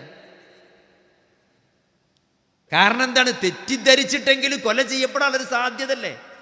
ആ വിരിപ്പിലാണ് ആര് കിടക്കണം? അലി റളിയല്ലാഹു കിടക്കണത്. നബി സല്ലല്ലാഹു അലൈഹി വസല്ലമയുടെ വിരിപ്പിൽ അലി റളിയല്ലാഹുവിനാണ് കിടക്കുന്നത്. അപ്പോൾ നമുക്കിത് കഥയായിട്ട് തോന്നും. ഇതൊക്കെ ജീവിതവുമായി പൊരുത്തപ്പിടിച്ച അവർ കാണിച്ച ധൈര്യം, അവർ അള്ളാഹുവിൻ്റെ റസൂലിനോട് കാണിച്ച ധൈര്യവും സ്നേഹവും നമുക്കൊരിക്കലും ആലോചിച്ച തലയും പാലും കിട്ടും. കാരണം ആ പുതപ്പിനുള്ളിൽ അലി റളിയല്ലാഹു കടന്നിട്ട് നബി സല്ലല്ലാഹു അലൈഹി വസല്ലമ ഹിജറ പോവുകയാണ്. എന്നിട്ട് ഹിജറ പോയിട്ട് ഒരു ഗുഹയിൽ ഒളിച്ചിക്കണ, സൗർ ഗുഹയിൽ ഒളിച്ചിക്കുമ്പോൾ ശത്രുക്കൾ ഊരിപ്പിടിച്ച വാളുമായി പോകുമ്പം അബൂബക്കർ സിദ്ദീഖ് റളിയല്ലാഹു അൻഹു പേടിച്ച് നിൽക്കണം അതിൻ്റെ ഉള്ളിൽ, അല്ലേ? ലാ തഹ്സൻ, നീ ദുഃഖിക്കേണ്ട, ലാ തഹ്സൻ ഇന്നല്ലാഹ മഅനാ, നമ്മുടെ കൂടെ അള്ളാഹു ഉണ്ട് എന്ന് അബൂബക്കർ സിദ്ദീഖ് റളിയല്ലാഹു അൻഹു നബി സ്വല്ലല്ലാഹു അലൈഹി വസല്ലമ സമാധാനിപ്പിക്കണം. അപ്പോൾ ആ കൊല്ലുന്നുള്ള പേടിയാണ്. അങ്ങനെയാണ് മക്കത്ത് നിന്ന് പോണത്. അങ്ങനെയാണ് പിറന്ന നാട്ടിൽ നിന്ന് നബി സല്ലല്ലാഹു അലൈഹി വസല്ലമ ഹിജ്റ പോണത്. ആ നബി സല്ലല്ലാഹു അലൈഹി വസല്ലമ മക്കം ഫത്ഹിന്റെ അന്ന് തിരിച്ചു വരികയാണ് മക്കത്തേക്ക് മുഴുവൻ സന്നാഹങ്ങളുമായിട്ട്. എന്താജ്ഞാപിച്ചാലും അത് ചെയ്യാൻ ശേഷിയുള്ള ഒരു ആൾക്കൂട്ടവുമായിട്ടാണ് നബി സല്ലല്ലാഹു അലൈഹി വസല്ലമ മക്കയിലേക്ക് തിരിച്ചു വരുന്നത്. അന്ന് ഒരാൾക്കെതിരും പ്രതികാരം ചെയ്തില്ല. ഇന്ന് നിങ്ങൾക്കെതിരെ പ്രതികാരമില്ല എന്നാ പറഞ്ഞത്. ഒരാളോടും പകരം ചോദിച്ചിട്ടില്ല. എല്ലാവർക്കും മാപ്പ് കൊടുത്തിട്ടാണ് നബി സല്ലല്ലാഹു അലൈഹി വസല്ലമ. സൂറത്ത് യൂസുഫ് നബി സഹോദരങ്ങൾക്ക് മാപ്പ് കൊടുത്തതുപോലെ മക്കം ഫത്ഹിൽ നബി സല്ലല്ലാഹു അലൈഹി വസല്ലമ മുഴുവൻ മക്കക്കാർക്കും അന്ന് മാപ്പ് നൽകുകയാണ് ചെയ്തത്. അപ്പോൾ ഞാൻ പറഞ്ഞു ഇതൊക്കെ വലിയ നബി സല്ലല്ലാഹു അലൈഹി വസല്ലമയുടെ ഇതൊക്കെ കാണാൻ പറ്റുന്ന കാര്യം എന്താ വെച്ചാൽ ക്ഷമയാണ്. അള്ളാഹു കാണുന്നുണ്ട്, അറിയുന്നുണ്ട്, കൂടെയുണ്ട്, അല്ലേ? അത് വലിയ വലിയ പ്രതീക്ഷയാണ് ഒരു വിശ്വാസിയെ സംബന്ധിച്ചിടത്തോളം, അല്ലേ? എത്ര വലിയ പ്രതിസന്ധിയിൽ അകപ്പെട്ടാലും ഇതൊക്കെ എൻ്റെ റബ്ബ് അറിയുന്നുണ്ട്, എൻ്റെ റബ്ബ് മനസ്സിലാക്കുന്നുണ്ട്. നബി സല്ലല്ലാഹു അലൈഹി വസല്ലമക്കെതിരെ ജൂതന്മാർ ശക്തമായ, ഇപ്പോൾ ഈ ഫലസ്തീനിലൊക്കെ ഇപ്പോഴും ഈ ഗാസയിലെ ഇപ്പോൾ ഒരു സമാധാന കരാറിൽ ഒപ്പുവെച്ച് മഷി ഉണങ്ങുന്നതിന് മുമ്പ് പോലും കൂട്ടക്കൊല നടത്തുന്ന ജൂതന്മാർ. നമ്മുടെ ഇവരെന്തൊരു മനുഷ്യന്മാരാണ്,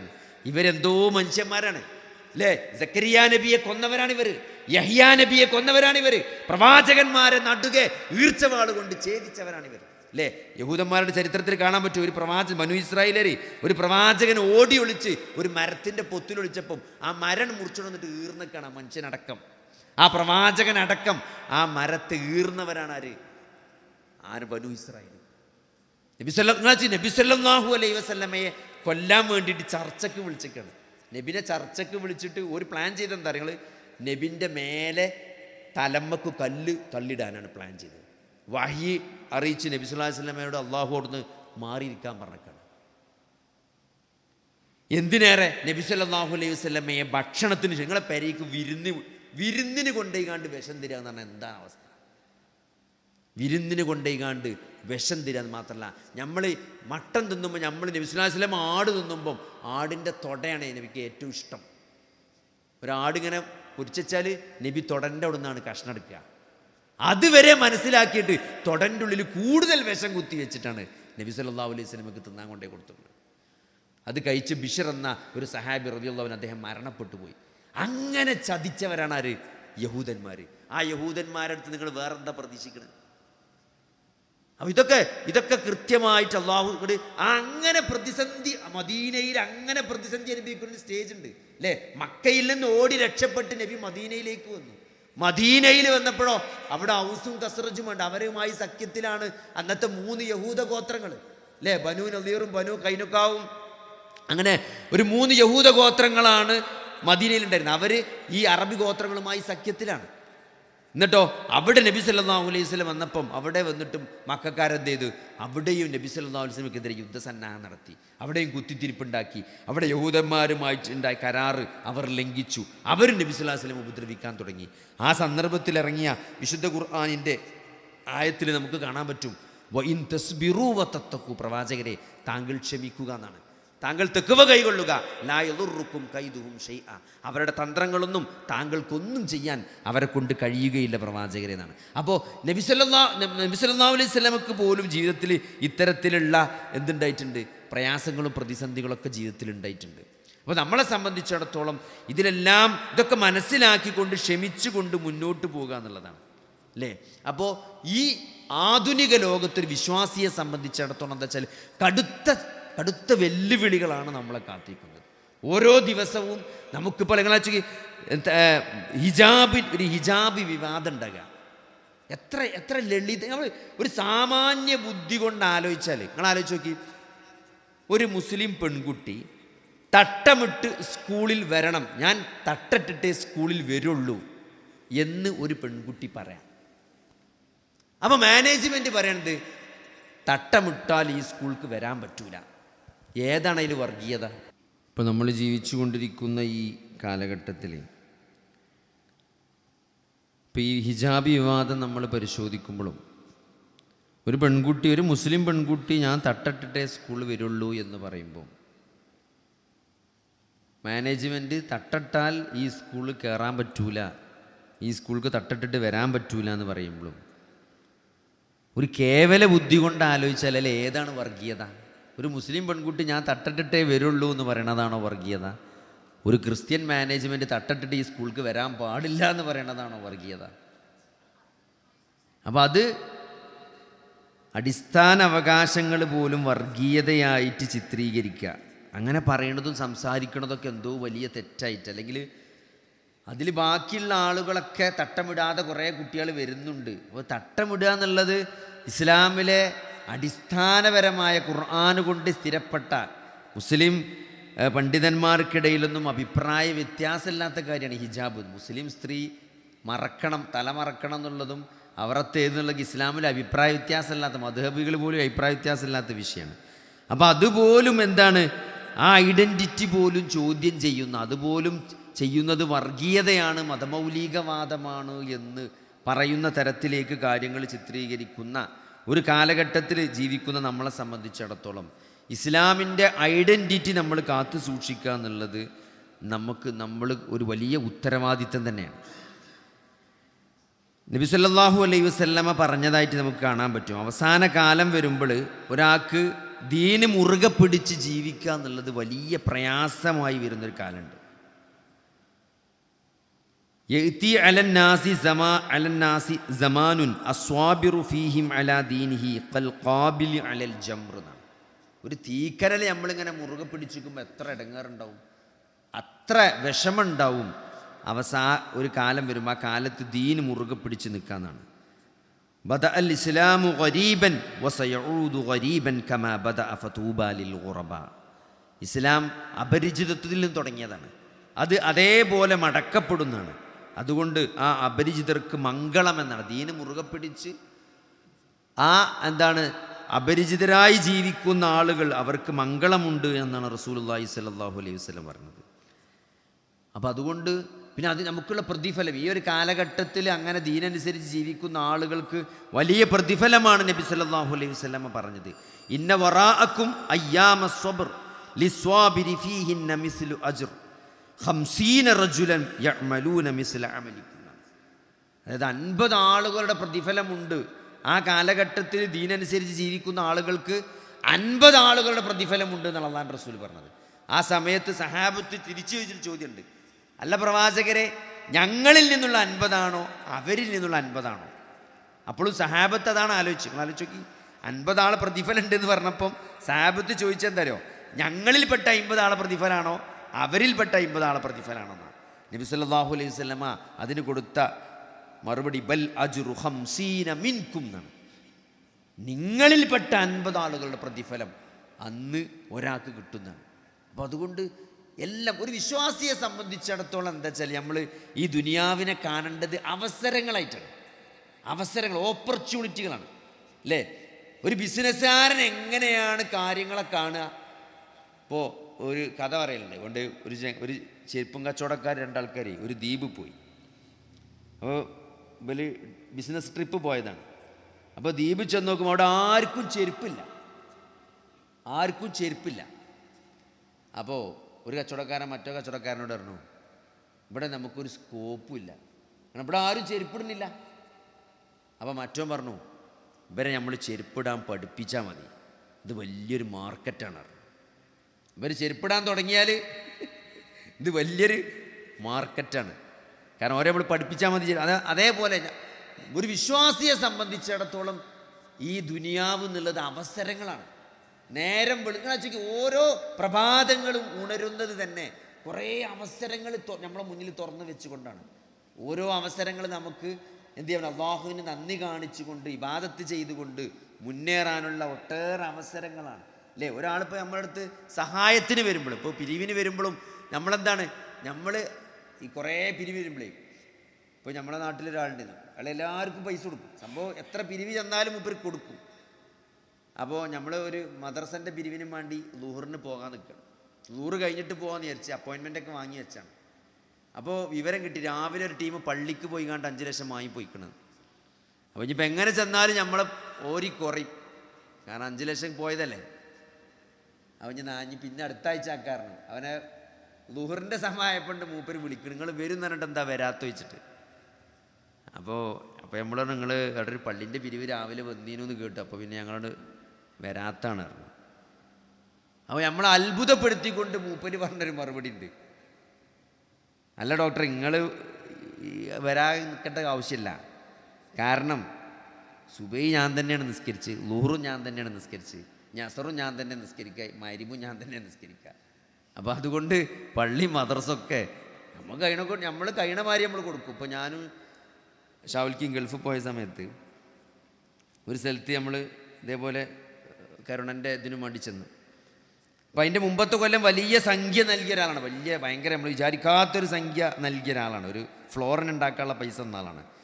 അപ്പോൾ ഇക്കൊല്ലപ്പോൾ നമ്മൾ എന്താ ഇപ്പോൾ മൂപ്പരോട് പറയാം, ഇനിയിപ്പോൾ എങ്ങനെ ചോദിക്കുക വിചാരിച്ചിട്ട് നമ്മൾ ഒന്നും ചോദിച്ചില്ല, പോയി സലാം പറഞ്ഞ് പൈസക്ക് നന്ദിയൊക്കെ പറഞ്ഞ് ഫ്ലോറിൻ്റെ പണിയൊക്കെ ഏകദേശം കഴിഞ്ഞണമെന്നൊക്കെയുള്ള സന്തോഷ വാർത്തയൊക്കെ പറഞ്ഞ് ചോദിക്കാൻ മനസ്സനുവദിക്കണില്ല. അങ്ങനെ ചോദിക്കാതെ ഞങ്ങൾ നിസ്കരിച്ചാൻ പോയി. നിസ്കാരം കഴിഞ്ഞ് നമ്മളിങ്ങനെ തിരിയാൻ നിൽക്കുമ്പം നിങ്ങളെ മേലേക്ക് വിളിക്കുന്നുണ്ടായിരുന്നു, ഒരാളെ വിട്ടിട്ട് മൂപ്പര് നിങ്ങളെ മേലേക്ക് വിളിക്കുന്നുണ്ടായിരുന്നു. അങ്ങനെ തിരിച്ച് ഞാൻ മേലേക്ക് ചെന്നു. നിങ്ങളെന്തോ ഒന്നും ചോദിക്കാമെന്ന് ചോദിച്ചു. നമ്മളോട് ചോദിക്കണം, നിങ്ങളെന്താ ഇപ്രാവശ്യം ഒന്നും ചോദിക്കാത്തത്, നിങ്ങൾക്ക് എല്ലാ കൊല്ലവും ഒരു സംഖ്യ ഞാൻ തരാൻ തീരുമാനിച്ചത്. സംഖ്യ അവിടെ പറയില്ല, കുറച്ച് വലിയ സംഖ്യ. അപ്പം അങ്ങനത്തെ ആൾക്കാർ ഞാൻ പറഞ്ഞു, ഇതൊക്കെ അവസരങ്ങളാണ്. ഇതാർക്കേ പറ്റുള്ളൂ, നിങ്ങൾ ഇതാർക്കേ പറ്റുള്ളൂ. ഈ മരണത്തിന് ശേഷം ഒരു ജീവിതമുണ്ട്, അവിടെ ചോദ്യമുണ്ട്, വിചാരണ ഉണ്ട്, അവിടെ എനിക്ക് പ്രതിഫലം കിട്ടും, ഇതിനൊക്കെ അള്ളാഹു തിരിച്ചെനിക്ക് തരും അല്ലേ. മഹാനായ അബ്ദുറഹ്മാൻ ബിൻ ഔഫ്, അദ്ദേഹം വലിയ പണക്കാരന്, സമ്പന്നനായിരുന്നു. നമ്മളിപ്പോൾ അംബാനി അദാനി എന്നൊക്കെ പറഞ്ഞ പോലെ മക്കയിലെ അറിയപ്പെടുന്ന അംബാനിമാരിൽ ഒരാളായിരുന്നു അബ്ദുറഹ്മാൻ ബിൻ ഔഫ് റളിയല്ലാഹു അൻഹു അല്ലേ. അദ്ദേഹത്തിൻ്റെ എന്താണ് 1000 ഒട്ടകങ്ങളുടെ വലിയൊരു കാരവൻ മദീനയുടെ പൊടി പാറിച്ച് പോവുകയാണ്. ആ ഒച്ച കേട്ടിട്ട് ആയിഷ ബീവി തൻ്റെ വൃത്തിയോട് ചോദിക്കുന്നുണ്ട്, എന്തെത്ര വലിയ കാരവൻ, ആരെ കാരവനാണ് ഇത്ര വലിയ ആർപ്പ് വിളിയേറ്റ് പോകണമെന്ന്. അങ്ങനെ പുറത്തിറങ്ങി നോക്കിയിട്ട് ആ സ്ത്രീ വന്നിട്ട് ആയിഷ ബീവിയോട് പറയണേ, അബ്ദുറഹ്മാൻ ബിൻ ഔഫിൻ്റെ കാരവനാണ് പോണത്, 1000 ഒട്ടകങ്ങളും അതിൻ്റെ കച്ചവട വസ്തുക്കളായിട്ടാണ് പോകണമെന്ന് പറഞ്ഞു. അബ്ദുറഹ്മാൻ ബിൻ ഔഫിനെ പറ്റി അള്ളാഹുവിൻ്റെ റസൂൽ പറഞ്ഞിട്ട് അദ്ദേഹം ഇഴഞ്ഞുകൊണ്ടാണ് സ്വർഗ്ഗത്തിൽ പ്രവേശിക്കാമെന്ന് നബി സ്വല്ലല്ലാഹു അലൈഹി വസല്ലം പറഞ്ഞതായിട്ട് ഞാൻ കേട്ടിട്ടുണ്ട്. കാരണം അത്രയും സ്വത്തുള്ളൂ, സ്വത്തുണ്ടാകുമ്പോൾ കണക്ക് കുറേ പറയേണ്ടി വരും. ഇത് എങ്ങനെയോ മൂപ്പര് ചെവിയിലെത്തി ഈ പറഞ്ഞത്. 1000 ഒട്ടകവും ആ കാരവന് മുഴുവൻ മദീനക്കാർക്ക് വെറുതെ കൊടുത്തു, സാധുക്കൾക്ക്. നമ്മളെ കൊണ്ട് പറ്റുമോ? ഇത് ഇസ്ലാമിക ചരിത്രത്തിൽ കാണാൻ സാധിക്കണം. അപ്പോൾ അത് ഒരു റിയാലിറ്റിയാണ്. മരിച്ചു ചെന്നാൽ ഒരു ജീവിതമുണ്ട്, അവിടെ വിചാരണ ഉണ്ട്, സ്വർഗ്ഗമുണ്ട്. അത് യാഥാർത്ഥ്യവൽക്കരിക്കാൻ പറ്റണം. എൻ്റെ ഒരു സുഹൃത്തേ ഒരു ദിവസം രാത്രി ഞാൻ ഡ്യൂട്ടിയുള്ള സമയത്ത് എന്നെ വിളിച്ചിട്ട്, ഞാൻ അപ്പം അങ്ങോട്ട് വരുന്നുണ്ട്, ഒരു അമുസ്ലിമാണ്. അപ്പോൾ അദ്ദേഹത്തിൻ്റെ ബർത്ത്ഡേ ആണ്, 40ാമത്തെ വയസ്സ് ജീവിതത്തിൽ പൂർത്തിയാക്കണം. അപ്പോൾ അദ്ദേഹത്തിന് എന്തോ ഒരു സംശയം. അപ്പോൾ ഇന്നൊന്ന് കാണണം എന്ന് പറഞ്ഞപ്പോൾ ഞാൻ ഇവിടെ ഉണ്ട്, ഹോസ്പിറ്റലുണ്ട്, ഇങ്ങോട്ട് വരുന്നു. അപ്പോൾ അദ്ദേഹം വന്നിട്ട് എന്നോട് പറഞ്ഞാൽ എന്താ അറിയോ, എനിക്ക് 40 വയസ്സായി. അപ്പോൾ അമ്പലത്തിലൊക്കെ പോയി കുറിയൊക്കെ ഇട്ടിട്ടുണ്ട്, ഒരു വെള്ള വസ്ത്രം ഒക്കെ ധരിച്ച് ഒരു പിറന്നാളിൻ്റെ ഇതിലിങ്ങനെ നിൽക്കണം. അപ്പോൾ മുമ്പൊരു വിഷമം എന്താ വെച്ചാൽ, എന്താണിപ്പോൾ ഈ ജീവിതത്തിൻ്റെ അർത്ഥം എന്നാണ്. 40 വയസ്സ് കഴിഞ്ഞു, നിങ്ങൾ ആലോചിക്കും 40 വയസ്സ് കഴിഞ്ഞിട്ട് മൂപ്പര് സീരിയസ് ആയിട്ട് ഇന്ന് ആലോചിക്കുകയാണ് എന്താണ് ഇപ്പോൾ ഈ ജീവിതത്തിൻ്റെ അർത്ഥം. കാരണം മൂപ്പര് നല്ല ബുദ്ധിയുള്ള സാമർഥ്യമുള്ള ഒരാളാണ് അല്ലേ. പക്ഷെ മൂപ്പര് അത്രയൊന്നും സാമർഥ്യമില്ലാത്തൊരാളുടെ കീഴിലാണ് ജോലി ചെയ്യുന്നത്. അപ്പം സാമർഥ്യം ആണ് മാനദണ്ഡമെങ്കിൽ എൻ്റെ മേലുദ്യോഗസ്ഥൻ അത്രയൊന്നും സാമർഥ്യം ഇല്ലാത്ത ആളാണ്. അപ്പോൾ മൂപ്പർക്ക് ജീവിതത്തിന് അർത്ഥം കിട്ടില്ല. കാരണം മൂപ്പർ എത്രയോ ബ്രില്യൻ്റ് ആയ മനുഷ്യനാണ്. അപ്പം അത്രയൊന്നും സാമർഥ്യമില്ലാത്തൊരാളുടെ ജീവനക്കാരനായിട്ടാണ് ഇപ്പം ഞാൻ ജീവിക്കുന്നത്. എന്താണ് ഈ ജീവിതത്തിൻ്റെ അർത്ഥം? അപ്പോൾ ഈ എപ്പോഴും പറയാറുണ്ടല്ലോ ഈ മരണത്തിന് ശേഷം ഒരു ജീവിതം ഉണ്ട്. അപ്പം അതിനാണ് മൂപ്പര് വന്നിട്ടുണ്ട്, മരണത്തിന് ശേഷം ഒരു ജീവിതം ഉണ്ടെന്ന് ഞാൻ ഇടയ്ക്കിടയ്ക്ക് പറയലുണ്ട്. അത് സത്യമാണെങ്കിൽ, അതായത് ഇജ്ജി അങ്ങനെ പറയണൊക്കെ ഉണ്ട്, പക്ഷേ അനക്കത് ഉറപ്പുണ്ടോയെന്നാണ്. എനിക്ക് ഉറപ്പുണ്ടോയെന്ന് ചോദിക്കാൻ മൂപ്പര് വന്നിട്ട്. നിങ്ങൾക്ക് മരണത്തിന് ശേഷം ജീവിതമുണ്ടെന്ന് ഉറപ്പുണ്ടെങ്കിൽ എന്തിനാണ് ഈ 9 മണിക്ക് ഇവിടെ ഡ്യൂട്ടി ഇരിക്കണമെന്ന് എന്നോട് ചോദിച്ചു. ഒരു 2 മണി വരെ OP നോക്കിയിട്ട് കിട്ടണ പൈസ ആയിട്ട് പെരി പോയി കുത്തിരുന്നിട്ട് ഖുർആൻ ഓതി കുത്തിരുന്നൂടെ എന്നാണ് ചോദിച്ചത്. എന്നോട് ചോദിച്ച ചോദ്യമാണ്. ഒരു ആലോചിച്ച മുസ്ലിം വന്നിട്ട് എന്നോട് ചോദിക്കണേ, മരണത്തിന് ശേഷം ഒരു ജീവിതം ഉണ്ടെന്ന് ഉറപ്പാണെങ്കിൽ 2 മണി വരെ ജോലി ചെയ്തിട്ട് ബാക്കി സമയം ഖുർആൻ ഓതിരുന്നൂടെ, എന്തിന് രാത്രി വരെ ഡ്യൂട്ടി ഇരിക്കണം, എന്തിനാണ്? ജീവിക്കാൻ അത്രയൊന്നും ആവശ്യമില്ലല്ലോ. അപ്പോൾ എന്നെ വല്ലാതെ പിടിച്ചു കുലുക്കിയൊരു ചോദ്യമാണ്. അത്ര സീരിയസ് ഞാനും ആലോചിച്ചിട്ടില്ല. എങ്ങനെയൊക്കെ 2 മണി വരെ ചോദിച്ചപ്പോൾ വരെ പിന്നെ ഖുർആൻ ഓതി കുത്തിരുന്നാൽ മതിയോ? അപ്പോൾ ഞാൻ കുറേ കാലം അങ്ങനെ ആലോചിച്ചു. അപ്പോൾ നമ്മൾ മനസ്സിലാക്കി കൊടുത്ത് ചെറിയൊരു കുഴപ്പം വന്നുകൊണ്ടാണ് നമ്മൾ വിചാരിച്ചത് എന്താ പറയുക, ഈ നോൽമ്പോൽക്കുക നിസ്കരിച്ച് അതൊക്കെയാണ് ഇബാദത്ത് എന്നാണ്. വെറും നിസ്കരിച്ചലും നോൽമ്പോൽക്കലും ഖുർആൻ ഓതലും ദിക്റലും മാത്രം അതല്ല ഇബാദത്ത് എന്ന് പറഞ്ഞത്. വമാ ഖലഖ്തുൽ ജിന്ന വൽ ഇൻസ ഇല്ലാ ലിയഅ്ബുദൂനി, എന്നെ മാത്രം ആരാധിക്കാനാണ് അള്ളാഹു ജിന്നുകളെയും മനുഷ്യരെയും സൃഷ്ടിച്ചത്. ആരാധന എന്താ നമ്മൾ മനസ്സിലാക്കണം. അള്ളാഹ്ക്ക് ഇഷ്ടമുള്ളതുമായ വാക്കുകളും പ്രവർത്തികളും ചിന്തകളും, അത് പ്രത്യക്ഷമാകട്ടെ പരോക്ഷമാകട്ടെ, അതൊക്കെ ഇബാദത്താണ്. അള്ളാഹു കാരുണ്യവാനാണ് എന്ന ചിന്ത പോലും അത് ഇബാദത്താണ്. ഒരു പാപം ചെയ്യുമ്പോൾ എൻ്റെ റബ്ബ് എനിക്ക് പുറത്തു തരുന്നുള്ള ഒരു പ്രതീക്ഷ, അത് ഇബാദത്താണ്. വളരെ അള്ളാഹുവിനെ കുറിച്ച് നിങ്ങൾ ഏറ്റവും പോസിറ്റീവായി ഒരു താബിഈ പണ്ഡിതൻ മരിക്കാൻ കിടക്കുകയാണ്. ഒരു താബിഈ പണ്ഡിതൻ മരിക്കാൻ കിടക്കുക വളരെ ചെറുപ്പത്തിൽ, പ്രായമാകണീൻ്റെ മുമ്പ്. പ്രായമായിട്ട് മരിക്കുമ്പോൾ പ്രശ്നം ഉണ്ടാവില്ല. പക്ഷെ നിങ്ങൾ ആലോചിക്കി, ഒരു 40-35 വയസ്സിലെ 25 വയസ്സിലേക്ക് ഒരാൾ മരിക്കാൻ കിടക്കുമ്പം മാതാപിതാക്കൾ ഇങ്ങനെ സമീപത്തിരിക്കുമ്പോൾ ഒരു മാനസികാവസ്ഥ ആലോചിച്ച് നോക്കി. ഏത് വാപ്പാൻ്റെയും ഇമ്മാൻ്റെയും കൽബാണ് പിടക്കാതൊക്കെ. ഒരു 10-25-30 വയസ്സായ മക്കൾ രോഗമായിട്ട് ഇങ്ങനെ മരണശൈലിയിൽ കിടക്കുന്നതിൻ്റെ അടുത്തിരിക്കുന്ന ഒരു മാതാപിതാക്കളുടെ മാനസികാവസ്ഥ ആലോചിച്ച് നോക്കി നിങ്ങൾ. അപ്പം അമ്മ ഇങ്ങനെ കരയാണ്. അപ്പോൾ പണ്ഡിതന്മാരോട് ചോദിക്കാണ്, മനൊന്ന് റെഡി ഉസാറാക്കാൻ വേണ്ടിയിട്ടേ, ഞങ്ങളൊരു കാര്യം ചോദിക്കട്ടെ. എന്താ മോനെ? നാളെ മഹ്ശറയിൽ പടച്ചോൻ പറയാണ്, സ്വർഗത്തുക്കും നരകത്തുക്കും ആക്കാനുള്ള അധികാരം പടച്ചോൻ ഉമ്മാക്കണ് തരികയാണെങ്കിൽ എന്നെ എങ്ങോട്ടാണ് ആക്കുവെച്ച്? നാളെ എന്നെ സ്വർഗത്തുക്കും നരകത്തുക്കും ആക്കാനുള്ള അധികാരം ഉണ്ടല്ലോ, അത് പടച്ചോൻ ഉമ്മാക്കാണ് തരുന്നുണ്ടെങ്കിൽ എന്നെ എങ്ങോട്ടാക്കുകയെന്ന് ചോദിച്ചു. അപ്പം അമ്മ പറഞ്ഞു, ഉമ്മാൻ്റെ കുട്ടീൻ്റെ എല്ലാ പാപങ്ങളും ഞാൻ പുറത്തു നിന്നിട്ട് ഉമ്മാൻ്റെ കുട്ടീനെ ഞാൻ സ്വർഗത്തേക്ക് ആക്കുന്നു, അല്ലാതെ എന്താണ്? അപ്പം അദ്ദേഹം തിരിച്ച് ഉമ്മാനോട് പറഞ്ഞൊരു വാക്കുണ്ട്, നിങ്ങളൊരു കാര്യം മനസ്സിലാക്കണം, നിങ്ങളെക്കാൾ എന്നെ ഇഷ്ടപ്പെടുന്നവനാണ് എൻ്റെ റബ്ബ്. ഒരു ഉമ്മാൻ്റെ ആഗ്രഹമാണ് ഇപ്പം അത്. അപ്പം അമ്മാനേക്കാൾ അള്ളാഹു മനുഷ്യനെ സ്നേഹിക്കുന്ന ഒരാളുടെ അള്ളാഹിൻ്റെ റസൂൽ പറഞ്ഞതാണ്. അള്ളാഹിൻ്റെ റസൂൽ പറഞ്ഞ സത്യ ഹക്കായ കാര്യമാണത്. ഒരു യുദ്ധത്തിൻ്റെ സന്ദർഭത്തിൽ ഒരു കുട്ടിനെ നഷ്ടപ്പെട്ട് ആ കുട്ടിനെ അങ്ങനെ അന്വേഷിച്ച് പോകുന്ന ഒരു ഉമ്മ ലാസ്റ്റ് ആ യുദ്ധത്തിൻ്റെ ആരവങ്ങളൊക്കെ കെട്ടടങ്ങി, പൊടിയൊക്കെ കെട്ടടങ്ങി ആ കുട്ടിനെ കണ്ടെടുത്തിട്ട് ആ കുട്ടിനെ അങ്ങനെ കെട്ടിപ്പിടിച്ച് തുരുതുരാ ഉമ്മ വെക്കുന്ന സന്ദർഭത്തിൽ ആ രംഗം ചൂണ്ടിക്കാണിച്ചുകൊണ്ട് അള്ളാഹിൻ്റെ റസൂൽ സഹാബത്തിനോട് ചോദിക്കുകയാണ്, ആ കുട്ടിനെ ആ അമ്മ തീയിൽ കൊണ്ടേയിടും നിങ്ങൾക്ക് തോന്നുന്നുണ്ടോ ചോദിച്ചു. ഒരിക്കലും ഇല്ല നബിയെ. എങ്ങനെ അമ്മ തീനെ കൊണ്ട? അതിനേക്കാൾ ആ കുട്ടിയെ ഉമ്മ സ്നേഹിക്കുന്നതിനേക്കാൾ കൂടുതൽ ഒരടിമയെ അള്ളാഹു സ്നേഹിക്കുന്നുണ്ട് എന്നാണ്. അപ്പം അതുകൊണ്ട് നമുക്ക് അങ്ങനെ അള്ളാഹുവിനെ പറ്റി പോസിറ്റീവായിട്ട് വിചാരിക്കാൻ പറ്റണം. അതെന്നെ ഇബാദത്താണ്. അള്ളാഹു മാപ്പ് തരുന്നവനാണ്, അള്ളാഹു പുറത്തു തരുന്നവനാണ്, അള്ളാഹു കാരുണ്യവാനാണ്, അള്ളാഹു എൻ്റെ എല്ലാ പ്രയാസങ്ങളും കണ്ടറിയുന്നവനാണ് എന്ന് അള്ളാഹുവിനെ പറ്റി മനസ്സിലാക്കാനും അറിയാനും സ്നേഹിക്കാനും നമുക്ക് സാധിക്കുന്നുണ്ട്. നമ്മുടെ ജീവിതം വിജയിച്ചു. നമ്മൾ അള്ളാഹിനെ അങ്ങനെ മനസ്സിലാക്കിയിട്ടില്ല അല്ലേ? അള്ളാഹു റഹീമാണ്, കാരുണ്യവാനാണ്. അള്ളാഹു ഗഫൂറാണ്, മുഴുവൻ പാപങ്ങളും പുറത്തു തരാൻ മാത്രം കാരുണ്യവാനാണ് പടച്ചോൻ.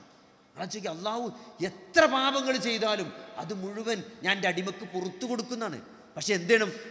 നമ്മൾ ആ പാപങ്ങൾ പൊറുക്കലിനെ തേടി പിന്നെ നമ്മൾ നിലപാട് നന്നാക്കി സൽക്കർമ്മ നിരതമായി ജീവിക്കാൻ നമുക്ക് സാധിക്കണം.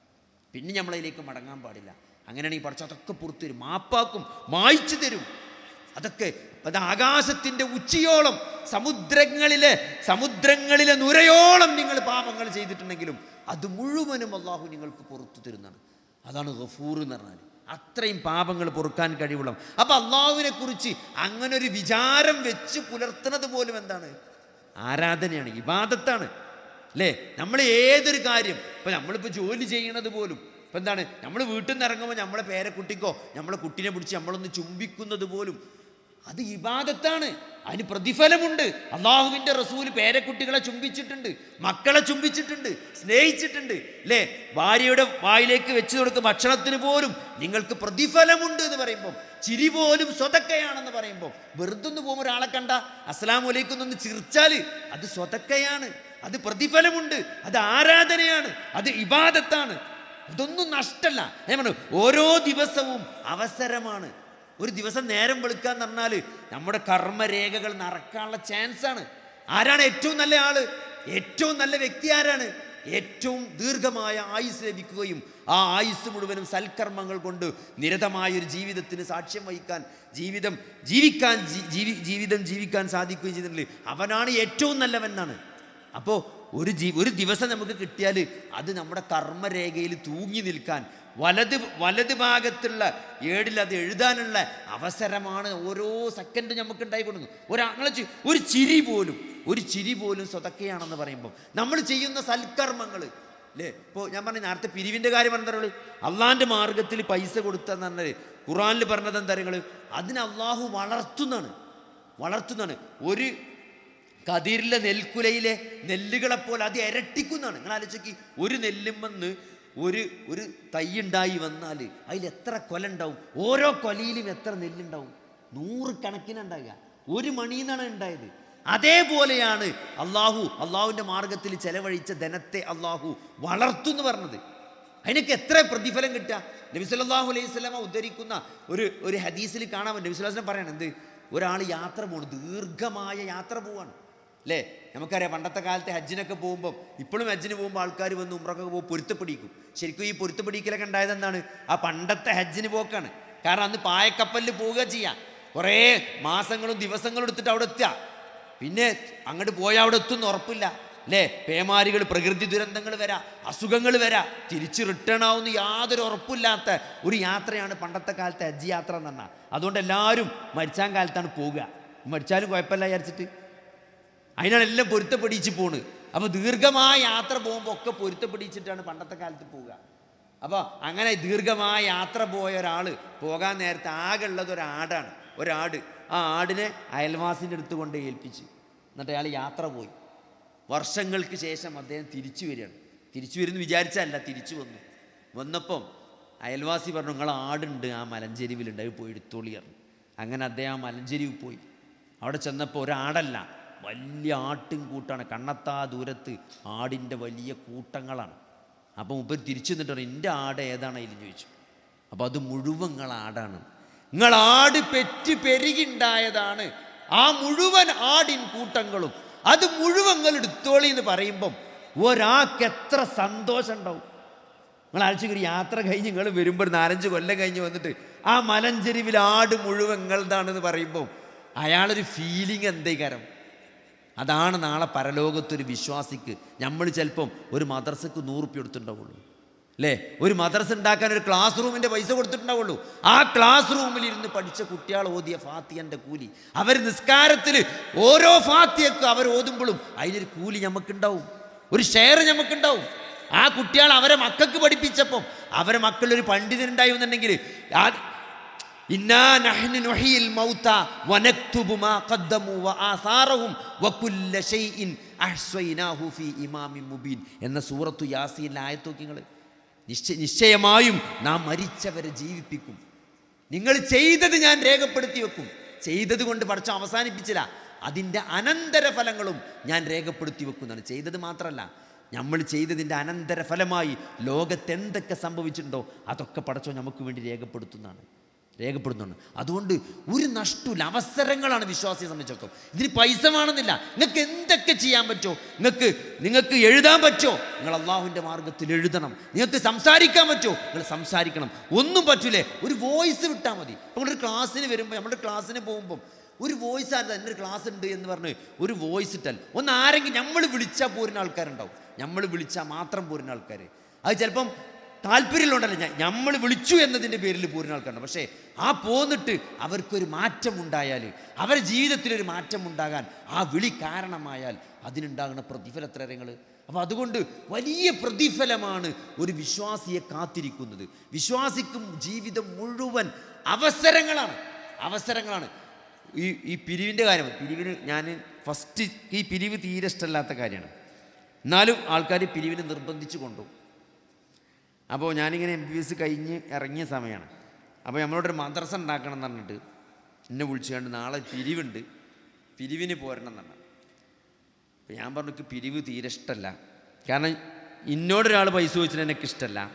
അപ്പോൾ അതുകൊണ്ട് ഞാൻ ആ ഒരു മാനസികാവസ്ഥയാണ് ബാക്കിയുള്ളവർക്ക് ഉണ്ടാകുക എന്നാണ് എൻ്റെ ഇത്. അപ്പോൾ എനിക്ക് തന്നെ റെസീറ്റ് ബുക്ക് കിട്ടിയാൽ ഞാൻ എന്താ കാട്ടൽ വെച്ചാൽ എല്ലാവരുടെ പേരിൽ ഒരു 10-15 ആൾക്കാരുടെ പേരിങ്ങനെ ഉണ്ടാക്കി എഴുതി 15 റുപ്യ 20 റുപ്യ എഴുതിയാണ്ട് ബുക്കാണ് കൊടുക്കലാണ്. അത് ഒരാളുടെ അടുത്ത് പോയിട്ട് പിരിച്ചാൽ മടിച്ചിട്ട്.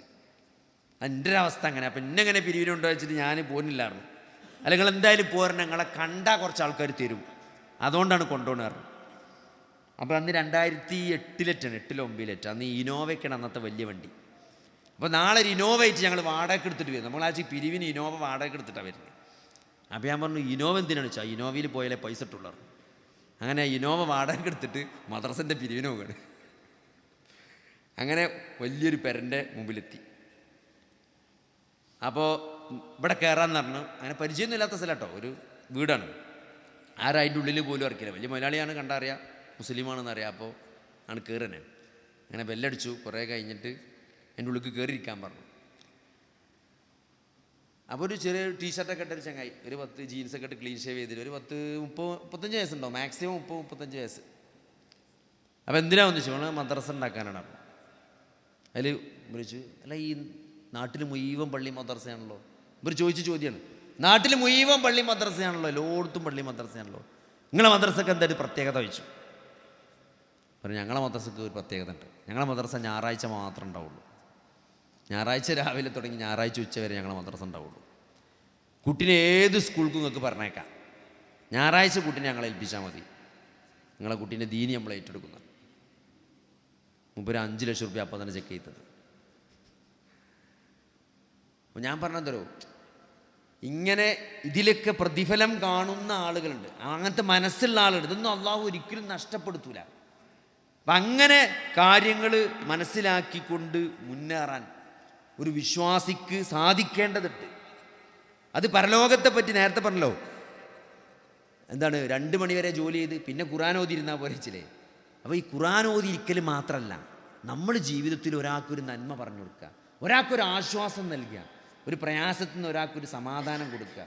നമ്മൾ ചിലപ്പോൾ ഒരാൾക്കൊരു വോയിസ് ഇട്ടാൽ മതിയോ, നമുക്കൊരു നമ്മളെ അയൽവാസിക്ക് ഇന്ന പ്രതിസന്ധി ഉണ്ട്, പ്രയാസമുണ്ട്, എന്നെക്കൊണ്ട് കയ്യിലൊക്കെ കഴിയുന്നുണ്ടെങ്കിൽ എന്തെങ്കിലും ചെയ്തു കൊടുത്താളി എന്നൊരു വോയിസ് ഇടാൻ നമുക്ക് പറ്റാത്തുണ്ടോ? അങ്ങനെ അതിനൊക്കെ എന്ത് ചെയ്യും, അതിനൊക്കെ അള്ളാഹു സുബ്ഹാനഹു വ തആല വലിയ പ്രതിഫലം നൽകുമെന്നുള്ള ഒരു അറിവ്, ഒരു വിശ്വാസം, അതൊക്കെ എന്താണ്, ഒക്കെ അള്ളാഹു ഇതിനൊക്കെ നമുക്ക് എന്ത് ചെയ്യും, പ്രതിഫലം തരും. അപ്പോൾ നമ്മൾ എന്താണ് വെച്ചാൽ നമ്മൾ ഒരു സെക്കൻഡ് നഷ്ടപ്പെടുത്താതെ അള്ളാഹു നൽകിയ ആയുസ് എപ്പോഴാണ് അള്ളാഹു തിരിച്ചു വിളിക്കുക എന്നറിയില്ല. അതിൻ്റെ മുമ്പ് പരമാവധി നമ്മൾ അക്കൗണ്ടിൽ കയറ്റാനാണ് നമ്മൾ നോക്കുന്നത്. നമ്മൾ അങ്ങനെ തന്നെ കാണണം. നമ്മൾ ഒരു ഗെയിം കളിക്കണം, ഒരു ഗെയിമിഫിക്കേഷൻ എന്നറിയില്ലേ, ജീവിതത്തിനെ ഒരു ഗെയിമിഫിക്കേഷനായി കണ്ട് മാക്സിമം നമ്മൾ അക്കൗണ്ടിലേക്ക് എത്ര കയറ്റാൻ പറ്റുമോ ഒരു നന്മയായിട്ട്. നിങ്ങൾ വെച്ചെങ്കിൽ പാവപ്പെട്ട ആളുകൾ, ഇപ്പോൾ ഷെയ്ഖുൽ ഇസ്ലാം ഇബ്നു തൈമിയ്യ റഹ്മത്തുള്ളാഹി, അദ്ദേഹം ഔലിയാ ഉല്ലാഹി വ ഔലിയാ ഉഷയാത്തി എന്ന് പറഞ്ഞ ഇബ്നു തൈമിയ്യൻ്റെ ഒരു കിതാബുണ്ട്. ഔലിയാ ഉല്ലാഹി വ ഔലിയാ ഉഷയാത്തീൻ, അള്ളാൻ്റെ ഫ്രണ്ട്സും ഷെയ്ത്താൻ്റെ ഫ്രണ്ട്സും എന്നാണ് ബുക്കിൻ്റെ പേര്. കിതാബിൻ്റെ പേരതാണ്, അള്ളാൻ്റെ ഫ്രണ്ട്സും ഷെയ്ത്താൻ്റെ ഫ്രണ്ട്സും. അപ്പോൾ ആ കിതാബിൽ മൂപ്പരൊരു ചർച്ച നടത്തുന്നുണ്ട്. അതായത് ഒരു വിശ്വാസി പൈസക്കാരനാകുകയാണോ നല്ലത്, പാവപ്പെട്ടവനാകുകയാണോ നല്ലത് എന്നാണ് ചർച്ച. അതാണ്, ഒരു വിശ്വാസി പൈസക്കാരനാകണമാണോ നല്ലത്, പറ്റ ഫക്കീറാകണമാണോ നല്ലത്. അപ്പോൾ അതിലിങ്ങനെ ചർച്ച ചെയ്തിട്ട് നബി സല്ലല്ലാഹു അലൈഹി വസല്ലമയുടെ കാലത്തുള്ള സംഭവങ്ങളൊക്കെ പറയുന്നുണ്ട്. അതായത് നബി സല്ലല്ലാഹു അലൈഹി വസല്ലമയുടെ കാലത്ത് വളരെ പാവപ്പെട്ട സഹാബത്തുണ്ടായിരുന്നു, വളരെ സമ്പന്നന്മാരായ സഹാബികളുണ്ടായിരുന്നു. അപ്പോൾ പാവപ്പെട്ട സഹാബികൾക്ക് അഹ്ലു സുഫക്കാരായിരുന്നു. അവർ മദീനയിൽ തന്നെ പള്ളിൻ്റെ ഉള്ളിൽ തന്നെ ജീവിക്കലായിരുന്നു. അവർക്കിങ്ങനെ ബാക്കി സഹാബിമാർ വരുമ്പോൾ എന്തെങ്കിലുമൊക്കെ കൊണ്ടേ കൊടുക്കും. ഈത്തപ്പനൻ്റെ കൊലയൊക്കെ ആയിട്ട് വരും പള്ളിയേക്ക്, ഓർക്ക് തിന്നാൻ കൊടുക്കും. അങ്ങനെ ഓരിങ്ങനെ പള്ളിക്ക് ദിക്റും സലാത്തും ചൊല്ലി കുത്തിരിക്കലാണ്. അപ്പോൾ ആ സന്ദർഭത്തിൽ ഈ പൈസ ഉള്ള സഹാബിമാർ അള്ളാൻ്റെ മാർഗത്തിൽ ധനം നന്നായിട്ട് ചെലവഴിക്കണം. നബി സല്ലല്ലാഹു അലൈഹി വസല്ലമ യുദ്ധത്തിനും ആവശ്യത്തിനൊക്കെ സ്വതക്ക കൊടുക്കാൻ വേണ്ടി പറയുമ്പം, അള്ളാൻ്റെ മാർഗത്തിൽ ചെലവഴിക്കാൻ പറയുമ്പം ഒരു മടിയും കൂടാതെ അവർ നിർലോഭം ചെലവഴിച്ചിരുന്നു. അപ്പോൾ അത് കണ്ടപ്പോൾ അതിനൊക്കെ വലിയ പ്രതിഫലമുണ്ട്. ഉസ്മാൻ അള്ളാഹിനൊക്കെ സ്വർഗം നൽകിയെന്നൊക്കെ അള്ളാൻ്റെ റസൂല് പറഞ്ഞ കേട്ടിട്ട് ഇവർക്ക് ഭയങ്കര വിഷമമാണ് ഈ പാവപ്പെട്ടവർ. കാരണം ഞങ്ങൾക്ക് പൈസ ഇല്ലായിട്ടാണല്ലോ ഞങ്ങൾക്ക് കൊടുക്കാൻ പറ്റാത്തത്. അതുകൊണ്ട് നബിയെ, ഞങ്ങൾക്ക് നല്ല ആഗ്രഹമുണ്ട് അള്ളാൻ്റെ മാർഗത്തിൽ പൈസ ചിലവാക്കാൻ, ഞങ്ങളുടെ അടുത്ത് പൈസ ഇല്ല. അപ്പോൾ ഞങ്ങൾ എന്താ ചെയ്യുകയെന്ന് ചോദിച്ചപ്പം, നിങ്ങളൊരു കാര്യം ചെയ്യും, നിങ്ങൾ നിസ്കാരത്തിന് ശേഷം 33 വട്ടം സുബ്ഹാനല്ലാഹും 33 വട്ടം അൽഹംദുലില്ലയും 33 വട്ടം അല്ലാഹു അക്ബറും ചൊല്ലിക്കൊള്ളി. എന്നാൽ നിങ്ങൾക്ക് ഓല ദർജയിൽ എത്താൻ പറ്റുമെന്ന്. അങ്ങനെ ഇവർ രഹസ്യമായി ചെല്ലാൻ തുടങ്ങി. നമ്മളിപ്പോൾ ചെല്ലി 33 അല്ലാഹു സുബ്ഹാനല്ലാഹല്ലേ, ഇത് അങ്ങനെ ഉണ്ടായതാണ്. അങ്ങനെ ഇവർ രഹസ്യമായി ചെല്ലാൻ തുടങ്ങി. കുറേ കഴിഞ്ഞപ്പോൾ ഇത് പരസ്യമായി. കാരണം ഒരു മാത്രം അങ്ങനെ ചെല്ലാണ്ടപ്പം ചോദിച്ചു, നിങ്ങളെന്താ ഈ നിസ്കാരത്തിന് ശേഷം ഇങ്ങനെ എണ്ണം പിടിച്ച് ചെല്ലണമെന്ന് ചോദിച്ചു. അത് ഞങ്ങളോട് നബി പറഞ്ഞ, ഞങ്ങൾക്ക് പൈസ ഇല്ലാത്തതുകൊണ്ട് ഞങ്ങളോട് നബി പറഞ്ഞാണ് ഇത്. അപ്പോൾ പൈസക്കാരും ചെല്ലാൻ തുടങ്ങി. അപ്പോൾ നബിൻ്റെ അടുത്ത് നിന്നിട്ട് വീണ്ടും പരാതി പറഞ്ഞു, അല്ല നബിയെ, ഇതിപ്പോൾ ഊരും ചെല്ലാൻ തുടങ്ങിയല്ലോ, ഇപ്പോൾ സുബ്ഹാനല്ലാഹ് ഞങ്ങൾ എന്താ കാട്ടിച്ചു. ദാലിക ഫദ്ലുല്ലാഹി യുഅ്തീഹി മൻ യശാ എന്നാണ് അള്ളാഹിൻ്റെ റസൂൽ പറഞ്ഞത്. അത് അള്ളാഹിൻ്റെ ഒരു ഫദ്ലാണ് പൈസ എന്ന് പറഞ്ഞാൽ. അത് അള്ളാഹ് ഇഷ്ടമുള്ളവർക്ക് കൊടുക്കും, അത് നമുക്കൊന്നും ചെയ്യാൻ പറ്റില്ല. അപ്പോൾ എന്താ നിങ്ങൾ, അപ്പോൾ നിങ്ങളുടെ അവസാനം ശൈഖുൽ ഇസ്ലാം ഇബ്നു തൈമിയ്യ ഈ ചർച്ച, അതായത് വളരെ പ്രയാസപ്പെട്ട് വളരെ ജീവിതത്തിൽ പ്രതിസന്ധിയൊക്കെ അനുഭവിച്ചുകൊണ്ട് ജീവിക്കുന്ന ദീനിയായ ഒരു മനുഷ്യനാണോ അള്ളാൻ്റെ അടുത്ത് ഏറ്റവും ഉത്തമൻ? അതല്ല ഭയങ്കര പൈസക്കാരൻ, പൈസ കൊണ്ട് ഇങ്ങനെ തലങ്ങും വിലങ്ങും പൈസ, പക്ഷേ അള്ളാഹിൻ്റെ മാർഗത്തിൽ നിർലോഭം പള്ളി മദ്രസും ചോദിക്കണവർക്കൊക്കെ കൊടുത്ത് അള്ളാഹ്ക്ക് ഇഷ്ടപ്പെട്ട് ജീവിക്കണ നല്ലൊരു പൈസ ഉള്ള ഒരാൾ. മറ്റത് തീരെ ഒരു ഗതിയില്ലാത്ത ആൾ, പക്ഷെ നല്ല ദീനിയാണ്. ഇതിൽ ഏറ്റവും നല്ലത് ആരാണെന്നുള്ളതാണ് ചർച്ച. അപ്പോൾ അവസാനം ശൈഖുൽ ഇസ്ലാം ഇബ്നു തൈമിയ്യ എന്താ അവസാനം പറഞ്ഞതരോ, ഇന്ന അക്രമക്കും ഇൻദല്ലാഹി അത്ഖാക്കും എന്നാണ്. ഒരാളുടെ പൈസ ഉണ്ടോന്നോ ഇല്ലേ എന്നുള്ളതല്ല, അള്ളാൻ്റെ അടുത്ത് ഏറ്റവും സ്വീകാര്യൻ ഹൃദയത്തിൽ ആരാണോ കൂടുതൽ തെക്കുവയുള്ളവൻ അവനാണ് അള്ളാൻ്റെ അടുത്ത് ഏറ്റവും പുണ്യവാൻ എന്നാണ്. അപ്പോൾ അത് നമുക്ക് ഒരിക്കലും ഒരാൾക്ക് എന്ത് ചെയ്യാൻ പറ്റില്ല, അളക്കാൻ കഴിയാതെ അള്ളാഹ്ക്ക് മാത്രം അറിയുന്ന കാര്യമാണ്. അപ്പം അതുകൊണ്ട് നമ്മൾ ഉണ്ട് എന്നോ ഇല്ലേ എന്നുള്ളതല്ല സഹോദരങ്ങളെ, അള്ളാഹ്ക്ക് തൃപ്തിപ്പെട്ട് ജീവിക്കുക എന്നുള്ളതാണ്. ഈ ഒരു ചെറിയ ആയുസ്സിൽ അള്ളാഹു നൽകിയ ഒരു ചെറിയ ആയുസ് എപ്പം വേണമെങ്കിലും തിരിച്ചു വിളിക്കപ്പെടാം. യാതൊരു ഗ്യാരണ്ടി ഇല്ലാത്ത ഒരു തലച്ചോറുക്കുള്ള ഒരു രക്തക്കൊയിൽ ചെറിയൊരു ബ്ലോക്ക് വന്നാൽ സംസാരശേഷി നഷ്ടപ്പെടും, ചലനശേഷി നഷ്ടപ്പെടും. നിങ്ങൾ ആലോചിച്ച് നോക്കി, ചലനശേഷി നഷ്ടപ്പെട്ട് വീൽ ചെയറിൽ കഴിയേണ്ട അവസ്ഥ, സംസാരിക്കാൻ പറ്റാതെ ഇങ്ങനെ കരയാ. ചില പേഷ്യൻസിനെ കാണാൻ ചെന്നാൽ അങ്ങോട്ട് പറയണമൊന്നും മൂപ്പർക്ക് മനസ്സിലാണില്ല, ഇങ്ങോട്ട് എന്തൊക്കെയോ പറയാം. അങ്ങോട്ട് ചോദിച്ചുമ്പോൾ ചോദിച്ചിനല്ല ഇങ്ങോട്ട് പറയാം അല്ലേ, പിന്നെ മനസ്സിലാകുന്നുണ്ട് പക്ഷെ പറയാൻ പറ്റാത്തൊരവസ്ഥ. നമ്മൾ ചില ആൾക്കാർ പറയും, ഉമ്മാക്ക് എല്ലാം അറിയാം, നമ്മൾ സംസാരിക്കണമൊക്കെ ഉമ്മാക്ക് മനസ്സിലാകുന്നുണ്ട്, മങ്ങനെ നുളൊഴിച്ചു ഉമ്മാക്കൊന്നും പറയാൻ പറ്റില്ല. ഇതൊക്കെ എന്താ, ഇത് തലച്ചോറിൽ ഏതോ രക്തക്കൊയിൽ ബ്ലോക്ക് ആയതാണ്. അപ്പോൾ ഇതൊക്കെ ഏത് സമയത്തും നമ്മുടെ ജീവിതത്തിൽ എന്ത് ചെയ്യുക, കടന്നു വരാം. അതുകൊണ്ട് ഇങ്ങനെ നടന്ന് പള്ളിയിൽ പോകാനും കാര്യങ്ങൾ പറയാനും കേൾക്കാനും നിസ്കരിക്കാനും ഓതാനും ഇതൊക്കെ ഈ കഴിവൊക്കെ ഇപ്പോഴും നിലനിൽക്കണമെന്നില്ല. ഇതൊക്കെ എപ്പോൾ വേണമെങ്കിലും അവസാനിക്കും.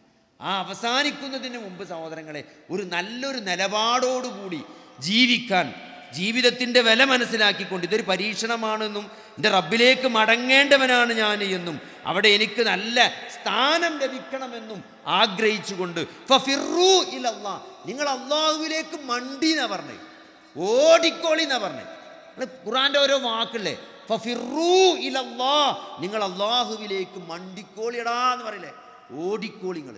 അള്ളാഹുവിലേക്ക് ഓടുന്നൊരവസ്ഥ. അതായത് ഓരോ സാഹചര്യങ്ങളും ഉപയോഗപ്പെടുത്തിക്കൊണ്ട് അള്ളാഹുവിലേക്ക് ഓടുന്ന, അള്ളാഹുവിലേക്ക് മടങ്ങുന്ന ഒരവസ്ഥ നമുക്ക് അത് എപ്പോഴാണ് ഉണ്ടാകുക? അത് ഈ ജീവിതത്തിൻ്റെ ലക്ഷ്യം തിരിച്ചറിയുമ്പോഴുണ്ടാകുക. അതാണ് ഒരു വിശ്വാസികൾ ഏറ്റവും വലിയ ഒരു അനുഗ്രഹം എന്ന് പറഞ്ഞാൽ, ഈ ജീവിതത്തിന് കൃത്യമായ ഒരു ലക്ഷ്യം അള്ളാഹു പഠിപ്പിച്ചു എന്നാണ്. നിങ്ങൾ വേറെ ആരോടും ചോദിച്ചു നോക്കി, വേറെ ഏത് മതസ്ഥരോടും ചോദിച്ചു നോക്കി, ജീവിതത്തിൻ്റെ ലക്ഷ്യം എന്ന് പറഞ്ഞാൽ അങ്ങനെ ഒരു പ്രത്യേകിച്ച് ലക്ഷ്യം ഒരിങ്ങനെ മാറ്റി മാറ്റി പറയും അല്ലേ. ഇപ്പോൾ ഒരു ലെക്ചറാണെന്നുള്ള എൻ്റെ ലക്ഷ്യം, ലെക്ചറായവർക്ക് ഡോക്ടറേറ്റ് എടുക്കണം എന്നുള്ള എൻ്റെ ലക്ഷ്യം. അങ്ങനെ ഒരു വിശ്വാസിയെ സംബന്ധിച്ചിടത്തോളം അള്ളാഹുവിൻ്റെ പൊരുത്തത്തോടു കൂടി ജീവിക്കുക, നാളെ അള്ളാഹുവിനെ ജന്നാത്തുൽ ഫിർദൗസിൽ വെച്ച് അള്ളാഹുവിനെ കണ്ടുമുട്ടുക എന്നുള്ള വലിയൊരു ലക്ഷ്യത്തിന് വേണ്ടിയാണ് ഈ ജീവിതം. അതുകൊണ്ട് ഇതിലെല്ലാം ലാഭമാണ്. അതാ അതിൻ്റെ പ്രത്യേകത. ഇതിൽ ചെറിയൊരു പ്രയാസം ഉണ്ടായാലോ അത് ലാഭമാണ്. ഒരു പനി പനിച്ചാൽ ലാഭമാണ്. കാരണം എന്താ? ആ പനിയോട് കുറേ പാപങ്ങൾ പൊറുക്കും, കുറേ ദർജകൾ ഉയരും അല്ലേ, കുറേ പാപങ്ങൾ പൊറുക്കപ്പെടും, കുറേ പുണ്യങ്ങൾ വർദ്ധിക്കും, അക്കൗണ്ടിലേക്ക് കുറേയാണ് കയറി വരും അല്ലേ. ആ സമയത്ത് ഒന്നും പോകാതെ ഇരുന്നെന്തെങ്കിലും ചെല്ലിയാൽ അതും കിട്ടും. ആ പഞ്ചീന് തന്നെ കുറേ കിട്ടും. വെറുതെ ആ പനി ഇതൊരു പണ്ടാറ പനി എന്ന് മാത്രം പറയാൻ മതി. അപ്പോഴല്ലോ ഇതൊക്കെ മുടങ്ങി കിടക്കുമ്പോഴല്ലോ ഒരു പണ്ടാറ പനി നേരത്തെ വന്നു കൂടിക്കണമെന്ന് മാത്രം പറയാതെ എന്നാ മതി. എന്നാൽ തന്നെ ആ പഞ്ചീൻ്റെ ഒക്കെ കിട്ടും. പാപങ്ങൾ പൊറുക്കും, ദർജകൾ കൂടും. ഞാൻ സമയം കുറച്ച് ഖുർആൻ ഓതി ദിക്ർ ചൊല്ലിയും ഖുർആൻ ആയത്ത് പഠിച്ചിട്ട് നല്ല എന്തെങ്കിലും അറിവൊക്കെ നേടി കുറച്ച് ക്ലാസ്സൊക്കെ കേട്ട് ഒന്നുകൂടി നന്നായാൽ ദർജ ഒന്നും കൂടി കൂടും സഹോദരങ്ങളെ. അതുകൊണ്ട് ഇതെല്ലാം അവസരമാണ്. എല്ലാ അവസരവും ഈ ഒരു ചെറിയ പ്രയാസം, ഒരു മുള്ളു തറച്ചാൽ അല്ലേ, ഒന്നെവിടെങ്കിലും ഒന്ന് വെച്ച് കുത്തിയാൽ, ഒരു മനസ്സിന് ചെറിയൊരു പ്രയാസമേറ്റാൽ പോലും അത് വിശ്വാസിയെ സംബന്ധിച്ചിടത്തോളം അത് അവന് പോസിറ്റീവാണ്, അതവന് നല്ലതാണ്, നന്മയാണ്. അതുകൊണ്ട് അതെന്ത് വേണം? ഈ ദീന് കൃത്യമായിട്ട് മനസ്സിലാക്കണം. തൗഹീദിൽ ഒരു കോംപ്രമൈസും പാടില്ല. അള്ളാഹുവിനെ മാത്രം ആരാധിക്കുക എന്നുള്ളത്. അതെന്താ? അത് അള്ളാഹുവിനെ അറിയണം. അള്ളാഹുവിനെ അറിയുന്തോറും എന്നുള്ള അള്ളാഹുവിൻ്റെ ആ പ്രയോഗം തന്നെ നിങ്ങൾ ആലോചിച്ച് നോക്കി. ലാ ഇക്റാഹ ഫിദ്ദീൻ, ഈ മതത്തിൽ യാതൊരു ബലാത്കാരമില്ല. നിങ്ങൾ അള്ളാഹിനെ ആരാധിക്കാൻ ഇവിടെ ആരും നിങ്ങളെ നിർബന്ധിക്കൂല. പക്ഷെ എന്താ, നിങ്ങൾ അള്ളാഹിനെ നിങ്ങൾ അറിയണം. അറിയുമ്പോൾ നിങ്ങൾ മനസ്സിലാക്കും അള്ളാഹു ആരാധനയ്ക്ക് ഏറ്റവും അർഹനായവനാണ് അള്ളാഹു എന്ന യാഥാർത്ഥ്യം നമ്മൾ തിരിച്ചറിയും. ആ യാഥാർത്ഥ്യം തിരിച്ചറിയുന്നതോടുകൂടി നമ്മൾ അള്ളാഹുവിനെ ആരാധിക്കാൻ തയ്യാറാകുന്നുള്ളതാണ്. കാരണം അള്ളാഹുവിൻ്റെ ഓരോ ഗുണങ്ങൾ, അള്ളാഹു എല്ലാം അറിയുന്നവനാണെന്ന് അറിയുമ്പോൾ നോക്കി, ഈ ലോകത്ത് നടക്കുന്ന മുഴുവൻ കാര്യങ്ങൾ, ഇപ്പം എനിക്ക് സംഭവിച്ച പ്രയാസങ്ങൾ, അതിന് ഞാൻ ഇതിനൊരു പരിഹാരം, ആ പരിഹാരം അറിയുന്നവനാണ് എൻ്റെ റബ്ബ്. ആ അറിയുന്നവൻ മാത്രമല്ല, ആ പരിഹാരം നടപ്പിലാക്കാൻ കഴിവുള്ള ഖദീറാണ് എൻ്റെ റബ്ബ്. അതുകൊണ്ട് ഞാൻ എൻ്റെ പ്രയാസങ്ങൾ അള്ളാഹുവിനോട് പ്രാർത്ഥിക്കുമ്പോൾ ആ പ്രാർത്ഥന കേൾക്കുന്ന മുജീബാണ് എൻ്റെ റബ്ബ്. ആ പ്രാർത്ഥന അറിയുന്ന അലീമാണ് എൻ്റെ റബ്ബ്. ആ പ്രാർത്ഥനയ്ക്കുള്ള പരിഹാരം, ആ പ്രതിസന്ധിക്കുള്ള പരിഹാരം അറിയുന്നവനാണ് എൻ്റെ റബ്ബ്. ആ പരിഹാരം നടപ്പിലാക്കാൻ കഴിവുള്ള ഖദീറാണ് എൻ്റെ റബ്ബ്. ഇതൊക്കെ അള്ളാഹുവിനെ പറ്റി അറിയുമ്പം ആ അള്ളാഹുവിനോട് നിങ്ങൾ എങ്ങനെ പ്രാർത്ഥിക്കാതിരിക്കും അല്ലേ? എല്ലാം അറിയുന്ന, എല്ലാ സങ്കടങ്ങളും പ്രയാസങ്ങളും അറിയുന്ന, എല്ലാ പ്രതിസന്ധികളും അതിൻ്റെ പരിഹാരങ്ങളും അറിയുന്ന, ആ പരിഹാരങ്ങൾ എനിക്ക് നൽകാൻ കഴിവുള്ള എൻ്റെ റബ്ബിനോട് ഞാൻ എങ്ങനെ പറയാതിരിക്കും? ആ റബ്ബിനോട് ഞാൻ എങ്ങനെ ഭരമേൽപ്പിക്കാതിരിക്കും? എൻ്റെ പ്രയാസങ്ങൾ ആ റബ്ബിൽ ഞാൻ എങ്ങനെ ഇറക്കി വെക്കാതിരിക്കുന്നു? പണ്ട് ഞാനിങ്ങനെ ചാടിക്കുമ്പോഴേ എൻ്റെ കൂടെയുള്ള ഒരു കൊളീക്കുണ്ട്. അപ്പോൾ അദ്ദേഹത്തോട് ഞാൻ ചോദിച്ചു, ഇങ്ങനെ അദ്ദേഹം ചെറിയൊരു ടെൻഷനുള്ള ആളാണ്, ചെറിയ കാര്യങ്ങൾക്ക് ഇങ്ങനെ ടെൻഷൻ അടിക്കേണ്ട ഒരാളാണ്. അപ്പോൾ ഞാൻ ചോദിച്ചു, മനുഷ്യനെ സംബന്ധിച്ചിടത്തോളം ടെൻഷൻ്റെ ഏറ്റവും വലിയ കാരണം എന്താണെന്ന് ചോദിച്ചു. ഒമ്പരിനോട് പറഞ്ഞ്, ഭാവി ആലോചിച്ചിട്ടാണ് ഒരു മനുഷ്യന് ഏറ്റവും കൂടുതൽ ടെൻഷൻ അടിക്കുന്നത്. ഭാവി, നിൻ്റെ ജോലി, ഇപ്പോൾ ജോലിയാണെങ്കിൽ ജോലി നഷ്ടപ്പെടുമോ, ഇപ്പോൾ നമ്മുടെ സ്ഥാപനം തുടങ്ങിയാൽ ഈ സ്ഥാപനം പൂട്ടിപ്പോകുമോ, ആൾക്കാർ കുറയോ, ഇന്നിങ്ങനെ ബേജാറ്, കസ്റ്റമേഴ്സ് കുറയോ, അപ്പുറത്ത് വേറൊന്ന് വരുമോ, ഇത് പൂട്ടിയാൽ ഞാനെന്താ കാട്ടുക? ഇതൊന്നും ഉണ്ടായിട്ടില്ല. പക്ഷെ ഇങ്ങനെ ആലോചിക്കുക. ഇതിങ്ങനെ ഒരാൾ ആലോചിച്ചപ്പോൾ എന്താവും? ബേജാറാക തന്നെ. ഇപ്പോൾ എനിക്ക് കൊറോണ വരുമോ, ഞാൻ മരിച്ചോ? അങ്ങനെ ഒരാൾ ആലോചിച്ചാൽ എന്തായി? അപ്പോൾ അതാണ് മനുഷ്യൻ്റെ ഏറ്റവും വലിയ പ്രശ്നം ചോദിച്ചു. അപ്പോൾ നിങ്ങൾക്ക് നല്ല സുഖമാണ്. എന്നോട് ചോദിക്കണേ, ഞാൻ ചോദിച്ചപ്പോൾ എന്നോട് ചോദിക്കണേ, നിങ്ങൾക്ക് നല്ല സുഖമാണല്ലോ ചോദിച്ചാൽ. അപ്പം എന്താ എനിക്ക് ഇത്രത്തെ സുഖം? അല്ല, നിങ്ങൾക്ക് പിന്നെ എല്ലാം മൂപ്പരോട് ഏൽപ്പിച്ചാൽ മതിയല്ലോ. എല്ലാം പഠിച്ചവരോട് ഏൽപ്പിച്ചാൽ നിങ്ങൾ ഫുൾ ഫ്രീ ആണല്ലോ. ഇപ്പോൾ പരിഹസിച്ചിട്ടാണ് ചോദിച്ചതെങ്കിലും മുമ്പ് പരിഹസിച്ചിട്ടാണ് അങ്ങനെ പറഞ്ഞത്. നിങ്ങൾക്ക് നല്ല സുഖമാണല്ലോ ചോദിച്ചപ്പോൾ എനിക്ക് മനസ്സിലായില്ല പെട്ടെന്ന്. നിങ്ങൾക്ക് നല്ല സുഖമാണല്ലോ, നമുക്കെന്ത് സുഖം? അല്ല, നിങ്ങൾക്ക് പിന്നെ എല്ലാം മൂപ്പരോട് ഏൽപ്പിച്ചാൽ മതിയല്ലോ. എന്നിട്ട് നിങ്ങൾക്ക് ഫുൾ ഫ്രീ ആയിട്ട് നടന്നാൽ മതിയല്ലോ എന്ന്. നമ്മളെല്ലാം പടച്ചോനെ ഏൽപ്പിച്ച് നമ്മൾ ഫ്രീ ആയിട്ട് നടക്കാം. നിങ്ങൾ വെച്ചേക്ക് അത് അങ്ങനെ. അത് നിങ്ങൾ ഏറ്റവും, അതായത് ഞാൻ ഇതിന് ഏറ്റവും ലളിതമായ പരിഹാരം എന്താണെന്ന് ചോദിച്ചു. ഈ ഭാവിയെക്കുറിച്ച് ആലോചിച്ചിട്ടാണ് ഏറ്റവും കൂടുതൽ ആളുകൾ ടെൻഷൻ അടിക്കണമെന്ന് പറഞ്ഞപ്പം അതിനുള്ള ഏറ്റവും സിമ്പിളായിട്ടുള്ള മാർഗം എന്താണെന്ന് ചോദിച്ചപ്പം അതിന് മൂപ്പര് പറഞ്ഞ മാർഗം തന്നെയാണ്, അത് നിങ്ങളെ മാതിരി ആയാൽ മതി. നിങ്ങളെ മാതിരി ആയാൽ മതി. നിങ്ങളെ മാതിരി എന്താ, അതെല്ലാം പടച്ചോനെ ഏൽപ്പിക്കുക, അങ്ങോട്ട് ഇങ്ങനെ ഫ്രീ ആയിട്ട് നടക്കുക. ആലോചിക്കുക, അത് ഭയങ്കര സംഭവമല്ലേ. നമ്മളെല്ലാ വിഷമങ്ങളും അള്ളാഹുവിനെ ഏൽപ്പിച്ചിട്ട് നമ്മളെന്തിനതിന് ബേജാറാണ്? ഇതെല്ലാം തരുന്നതാരാ? പടച്ചോനാണ്. ഇതെല്ലാം കാണുന്നതും അറിയണമൊക്കെ പടച്ചോനാണ്. നമ്മളെന്തിനാണ്? നമുക്ക് ഒരു പരീക്ഷയാണ്, നമുക്ക് എന്താ ചെയ്യാൻ പറ്റുക? നമുക്ക് പഠിക്കുക, നമ്മളെ കൊണ്ട് പഠിക്കാൻ പറ്റുക, നമ്മൾ പഠിക്കുക, ബാക്കിയല്ല. ഒരു സ്ഥാപനമാണെങ്കിൽ നമ്മളെ നന്നായിട്ട് മാർക്കറ്റ് ചെയ്ത് നന്നായിട്ട് പഠിച്ചു, നന്നായിട്ട് അതിന് ഗ്രൗണ്ട് വർക്ക് നടത്തി, അതിന് നമ്മൾ കാര്യകാരണ ബന്ധങ്ങൾക്ക് അടിസ്ഥാനത്തിൽ നമ്മൾ മനസ്സിലാക്കിയതനുസരിച്ച് അതിൻ്റെ ഗ്രൗണ്ട് വർക്ക് ചെയ്തു, അതിൻ്റെ പഠനങ്ങൾ നടത്തി. അപ്പോൾ അവിടെ ഒരു സ്ഥാപനം വന്നാൽ കുഴപ്പമുണ്ടാവില്ല. നമ്മൾ അങ്ങനെ എല്ലാം നമ്മളൊരു ഇതൊക്കെ വെച്ചിട്ട് മാനസികമായിട്ടൊക്കെ റെഡിയായിട്ട് നമ്മൾ തുടങ്ങി. പിന്നെ പടച്ചോനെ ഏൽപ്പിക്കല്ലാതെ നാളെ എന്ത് വരുന്നു നമ്മളെ കയ്യിലല്ല. അപ്പോൾ അത് വലിയൊരു അനുഗ്രഹം തന്നെയാണ്. ബാക്കി പടച്ചോൻ ഏൽപ്പിക്കും, ബാക്കി പടച്ചോൻ സംരക്ഷിക്കും. അല്ലെങ്കിൽ പടച്ചോനെ അതിന് നഷ്ടമായി, അത് പൂട്ടേണ്ടി വന്നു, അതിലിപ്പോൾ എന്താ ഒരു വിഷമമില്ല. കാരണം എന്താണ്? അത് പടച്ചോൻ്റെ തീരുമാനമാണ്. ആ തീരുമാനം നമ്മൾ പൂർണ്ണ തൃപ്തിയോടുകൂടി അംഗീകരിക്കാൻ. അതാണ് ഏതൊരു അള്ളാഹുവിൻ്റെ തീരുമാനത്തിലും സംതൃപ്തമായൊരു മനസ്സുണ്ടാകുക എന്നുള്ളതാണ് ഒരു വിശ്വാസിയെ സംബന്ധിച്ചിടത്തോളം അത് ഭയങ്കരമായ മാറ്റമാണ്. അത് അത് ഒരാളെ കൊണ്ട് പറ്റാത്ത കാര്യം, ഒരു സാധാരണ മനുഷ്യനെ കൊണ്ട് സാധിക്കാത്ത കാര്യമാണ്. അത് വിശ്വാസികൾക്ക് മാത്രം കഴിയുന്ന കാര്യമാണ്. അള്ളാഹുവിൻ്റെ ഏത് തീരുമാനത്തിലും അത് നമുക്ക് പ്രതികൂലമാണ് എന്ന് തൽക്കാലം നമുക്ക് തോന്നുന്നതാണ്.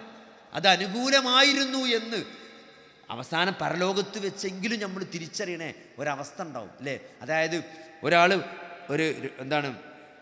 ഒരാൾ പറയുമെന്നാണ്, എൻ്റെ ഒരു പ്രാർത്ഥനക്കും അള്ളാഹു ദുനിയാവിൽ ഉത്തരം നൽകാതിരുന്നെങ്കിൽ എത്ര നന്നായിരുന്നു എന്ന്. ഈ ഉത്തരം കിട്ടാത്ത പ്രാർത്ഥനയ്ക്ക് നാളെ പടച്ചോൻ നൽകുന്ന പ്രതിഫലം കണ്ടിട്ട് നാളെ മഹ്ശറിൽ വെച്ച് പറഞ്ഞു പോകുന്നതാണ്. നമ്മൾ എത്രയോ ചോദിച്ചിട്ടുണ്ട്, എൻ്റെ മകന് ഫസ്റ്റ് റാങ്ക് കൊടുക്കണേന്ന് പ്രാർത്ഥിച്ചിട്ട് എൻ്റെ മകൻ പാസ്സായിട്ടെന്നില്ലെങ്കിൽ ആ പ്രാർത്ഥനക്കൊക്കെ എന്തുണ്ടാവും? നാളെ പടച്ചോനൊരു പ്രതിഫലം തരും. കാരണം അദ്ദുആഉ ഹുവൽ ഇബാദ, പ്രാർത്ഥന അത് ആരാധനയാണ്. അതൊരിക്കലും എന്ത് ചെയ്യൂല, അത് നഷ്ടം വരില്ല. അതിന് നാളെ പടച്ചോൻ കൂലി തരും. അപ്പോൾ ആ കൂലി നഷ്ടപ്പെട്ടാൽ സ്വീകരിക്കപ്പെടാൻ പ്രാർത്ഥനയ്ക്ക് 3 തരത്തിലാണ് ഉത്തരം നൽകുക. ഒന്ന് ചോദിക്കണം അതേമാതിരി തരും, അല്ലെങ്കിൽ കുറച്ച് കഴിഞ്ഞിട്ട് തരും. രണ്ടെന്ത് ചെയ്യും? അത് തരൂല, പകരം അതിനേക്കാൾ ഹൈറായ വേറെന്തെങ്കിലും തരും. 3 തരേയില്ല. പക്ഷേ ആ തെരാത്തീനെന്ത് ചെയ്യും? ആ തെരാത്തീന് പടച്ചോൻ ഭയങ്കരമായ പ്രതിഫലം നാളെ തരും.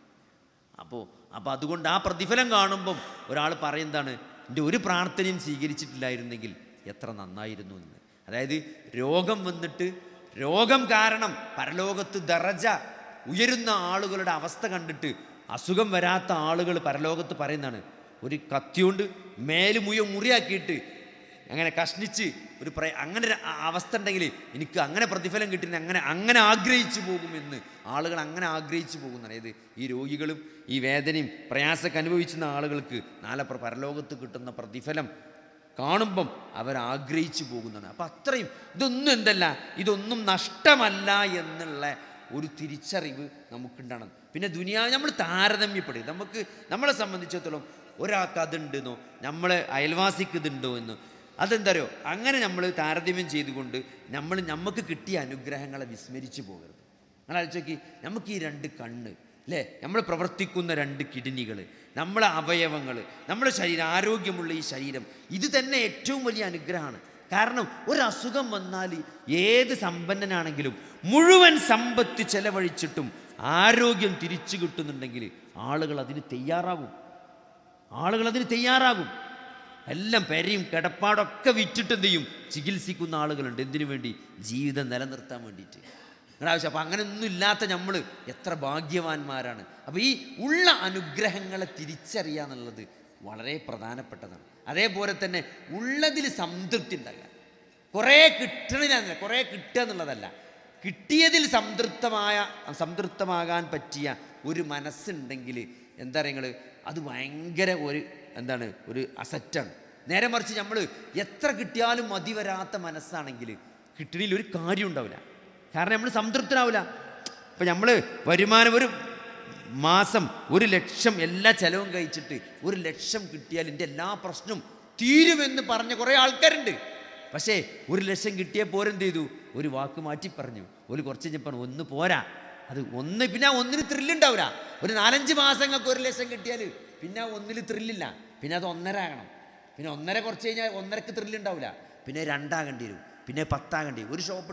ഒരു ഷോപ്പ് ഇട്ട് കണ്ട് ആൾക്കാർ പറയല്ലോ എൻ്റെ ആ ഷോപ്പ് ഒന്ന് സക്സസ് ആയാൽ ഞാൻ ഇതൊക്കെ നിർത്തുകയാണ്, ഞാൻ എൻ്റെ നിസ്കാരമൊക്കെ ഒന്ന് ക്ലിയർ ആക്കിയിട്ട് ഞാൻ ഒന്ന് ഉസാറാവുമെന്ന് പറയും. എവിടെ അത് ക്ലിക്കായാൽ ഓൻ വേറെ ഷോപ്പിടും. നാട്ടിൽ 3 ഷോപ്പായാൽ പിന്നെ ഓൻ ദുബായിൽ ഷോപ്പിടും. അത്രേ ഉള്ളൂ. പിന്നെ ഓന് പിന്നെ ഇവിടെ കാണാൻ കിട്ടുന്നില്ല. അപ്പോൾ അവിടെ ഷോപ്പ് അവിടെയാണ് അറിയും. അവിടെ ഇപ്പോൾ ഇവിടെ അല്ല, അപ്പോൾ അവിടെയാണ് അറിയും. അപ്പോൾ അവിടുത്തെ ഷോപ്പ് പിന്നെ ഇപ്പോൾ കുറേ ദിവസം കാണാമല്ലോ. അപ്പോൾ ചോദിച്ചപ്പോഴോ അത് അവിടുത്തെ വലിയൊരു ക്രൈസിസ് ഉണ്ടായിരിക്കണം. അവിടെ വലിയ പ്രതിസന്ധി വന്നിട്ട് ഇപ്പോൾ മുപ്പര് ദുബായിത്തെ ഷോപ്പിൽ ചെറിയ പ്രശ്നം. മുപ്പര് ഇവിടെ പോകുന്ന സമയത്ത് പാർട്ണർ ആകെ പറ്റിച്ചിങ്ങനെ അറിയും. എന്നിട്ട് ആകെ പറ്റിച്ച് മുപ്പര് ഇപ്പോൾ അവിടെ കുടുങ്ങി കിടക്കുകയാണ്. ഇവിടെ മര്യാദയ്ക്ക് നടന്നിരുന്ന മനുഷ്യനാണ്. ഞാൻ പറഞ്ഞു ഇതാണ് ദുന്യാവിൻ്റെ ട്രാപ്പ് എന്ന് പറഞ്ഞാൽ.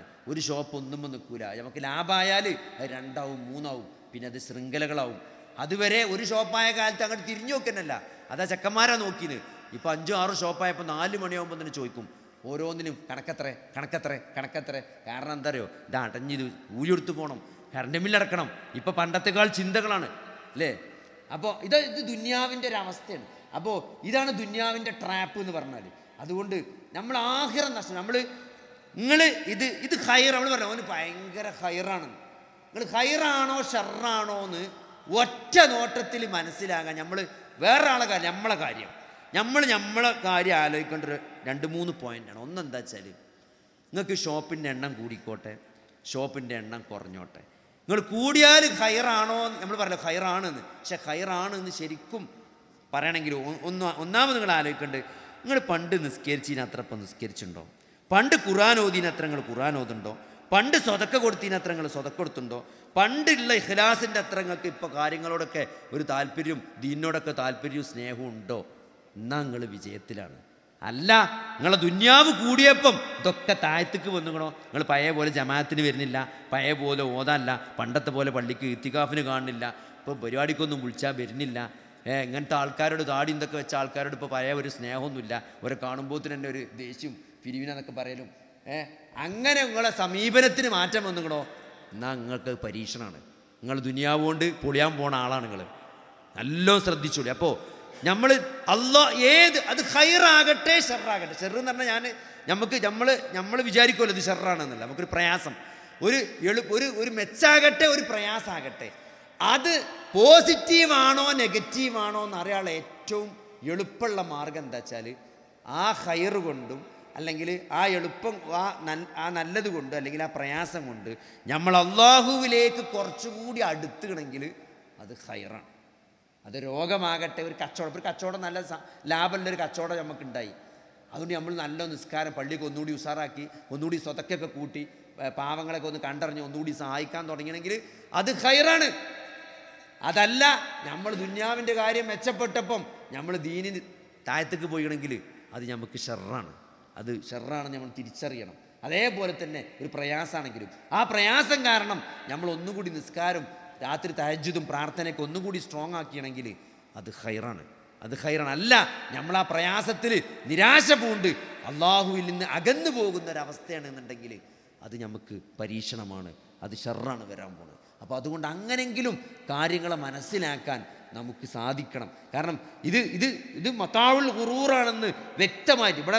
കാരണം ശൈത്താൻ ഇപ്പം എന്താ പറയുക, ഏതൊരു കാര്യവും ഒരു തിന്മയുടെ രൂപത്തിലല്ല വരിക. നമ്മൾ മനസ്സിലാക്കണം. തിന്മയായിട്ടല്ല വരിക. തിന്മ അലങ്കൃതമായിട്ട് അത് നല്ലതായിട്ട് തോന്നിച്ചിട്ടാണ് നമുക്ക് വരിക. അല്ലാതെ ഒരു വിശ്വാസിയെ ഒരിക്കലും എന്ത് ചെയ്യാവില്ല ഒരു തിന്മയുടെ രൂപത്തിൽ നേരെ വന്ന് വ്യഭിചരിപ്പിക്കാനോ അല്ലെങ്കിൽ അങ്ങനത്തെ കാര്യങ്ങൾ ചെയ്യാൻ ഒരു വിശ്വാസിക്ക് കഴിയൂല. അപ്പോൾ നേരെ മറിച്ച് എന്ത് ചെയ്യും, നമ്മൾ മാർക്കറ്റിംഗാണ് പറഞ്ഞ് ആളെ വെക്കും, അസിസ്റ്റൻറ്റിനെ വെക്കും, ഒപ്പം വെക്കും. അങ്ങനെ ഒരു വ്യഭിചാരത്തിൻ്റെ സാഹചര്യം അവിടെ സൃഷ്ടിക്കപ്പെടും. അങ്ങനെ പതുക്കെ അതിലേക്ക് വരിക. അല്ലാതെ നേരെ ഒരു വിശ്വാസി പോയിട്ട് വ്യഭിചരിക്കൂല. അതുകൊണ്ടാണ് വലാ തഖ്റബു സിന, നിങ്ങൾ വ്യഭിചാരത്തെ സമീപിക്കരുത്. വ്യഭിചാരത്തിൻ്റെ എല്ലാ മാർഗങ്ങളെയും ഇസ്ലാം എന്ത് ചെയ്തത്? ഇസ്ലാം ബാൻ ചെയ്തത്, ഇസ്ലാം അത് വിരോധിച്ചത് അത് വ്യഭിചാരത്തിൽ ചെന്ന് പെടാതിരിക്കാൻ വേണ്ടിയിട്ടാണ്. അപ്പോൾ ഒരു വിശ്വാസിയെ ഒരിക്കലും എന്ത് ചെയ്യാൻ പറ്റില്ല, നേരെ തിന്മയിൽ കൊടുക്കാൻ ഇബ്ലീസിന് കഴിയില്ല. അപ്പോൾ ഇങ്ങനത്തെ ട്രാപ്പുകൾ സെറ്റ് ചെയ്തിട്ടാണ് ഇതൊക്കെ അലങ്കൃതമായി തോന്നിച്ച് മെല്ലെ മെല്ലെ നമ്മൾ അതിലേക്ക് കൊണ്ടുവരികയാണ്. അതുകൊണ്ടാണ് ചെറിയ തെറ്റുകൾ നമ്മൾ സീരിയസ് ആയിട്ട് കാണണമെന്ന് പറഞ്ഞത്. അതുകൊണ്ടാണ്. കാരണം ചെറിയ തെറ്റുകൾ നമ്മൾ ചെയ്യുമ്പോൾ എന്ത് ചെയ്യും, തെറ്റിലുള്ള നിലപാടുകൾ നമ്മൾ മയപ്പെട്ടു പോകും. ഒരു ചെറിയ തെറ്റിങ്ങനെ നിരന്തരം ചെയ്യുമ്പം ആ ചെറിയ തെറ്റിനോടുള്ളൊരു നിലപാടുണ്ട്. കാരണം തെറ്റ് ചെറുതാണെങ്കിലും അള്ളാഹുവിൻ്റെ കൽപ്പനയെ ധിക്കരിക്കുക, അള്ളാഹുവിൻ്റെ റസൂലിൻ്റെ കൽപ്പനയെ ധിക്കരിക്കുക എന്ന ഒരു നിലപാട് തെറ്റ് ചെറുതാണെങ്കിലും അതിലുണ്ട്. ആ നിലപാടിനെയാണ് നമ്മൾ എന്ത് ചെയ്യണത്, അവിടെ ചോദ്യം ചെയ്യുന്നത്. അത് നിരന്തരം ചോദ്യം ചെയ്യുമ്പോൾ എന്ത് ചെയ്യും, അതിൻ്റെ ഗൗരവം പോവും, തെറ്റിൻ്റെ ഗൗരവം നഷ്ടപ്പെടും. പിന്നെ നമുക്ക് വലിയ തെറ്റ് എന്താവില്ല, ഒരു പ്രശ്നമായി തോന്നൂല. വലിയ തെറ്റ് ചെയ്താൽ പിന്നെ എന്താ നിങ്ങൾ, പിന്നെ വലിയ തെറ്റ് ഒരിട്ടം ചെയ്താൽ ചിലപ്പോൾ നമ്മൾ തൗബ ചെയ്യും. അത് നിരന്തരം ചെയ്യാൻ തുടങ്ങിയാൽ പിന്നെ തൗബ ചെയ്യൂല എന്ന് മാത്രമല്ല, ആ തെറ്റിനെ ന്യായീകരിക്കണ അവസ്ഥയിലേക്ക് നമ്മൾ എത്തിപ്പെടും. തെറ്റിനെ ന്യായീകരിക്കും. ഇപ്പം നിങ്ങൾ പലിശ വാങ്ങി ലോൺ എടുത്തു, അപ്പോൾ ആദ്യമൊക്കെ അങ്ങനെ തോന്നും വലിയ തെറ്റായിപ്പോയി, കുറ്റബോധമൊക്കെ തോന്നും. പിന്നെ 2 ലോണും 3 ലോണൊക്കെ ആകുമ്പം നമ്മളെന്ത് ചെയ്യും, പിന്നെ ലോണിനെ ന്യായീകരിക്കും. അതൊന്നും ഇപ്പം അങ്ങനെ ഒരു പലിശയായിട്ട് കൂട്ടാൻ പറ്റുമോ? ആ മാതാവിനെ വ്യഭിചരിക്കുന്ന പലിശ എന്നൊക്കെ പറഞ്ഞതിൽ ഈ 6% വാഹന ലോണൊന്നും അതിൽ പെടുന്നില്ല. അതൊക്കെ ഇപ്പോൾ അത്ര ആ കാരണം കൂട്ടുപലിശയാണ്. അങ്ങനെ പറഞ്ഞ് തെറ്റിനെ ന്യായീകരിക്കുന്നൊരവസ്ഥ ഉണ്ടാവും. തെറ്റിനെ ന്യായീകരിക്കുക എന്നുള്ളത് എന്താ നിങ്ങൾ, അത് തെറ്റല്ല, അത് കുഫ്റാണ്. ഇത് പലിശ അല്ല എന്ന് പറയണത്, പലിശ ഹലാലാണെന്ന് പറയുന്നത്, പലിശയിലൊന്നും അത്ര വലിയ തെറ്റില്ല എന്ന് പറയുന്നത് പലിശ വാങ്ങുന്നതിനേക്കാൾ എന്താണ് ഗൗരവമാണ്. കാരണം അത് കുഫ്റാണ്. അപ്പോൾ പാപങ്ങളുടെ അനന്തരഫലങ്ങളെയാണ് നമ്മൾ എന്ത് ചെയ്യേണ്ടത്, ഏറ്റവും കൂടുതൽ ഭയപ്പെടേണ്ടത്. ഒരു നന്മ 1000 നന്മയിലേക്ക് വാതിൽ തുറക്കുന്ന പോലെ ഒരു തിന്മ എന്ത് ചെയ്യും, 1000 തിന്മകളിലേക്ക് എന്ത് ചെയ്യും, വാതിൽ തുറക്കും എന്നുള്ള ഒരു യാഥാർത്ഥ്യം നമ്മൾ മനസ്സിലാക്കണം.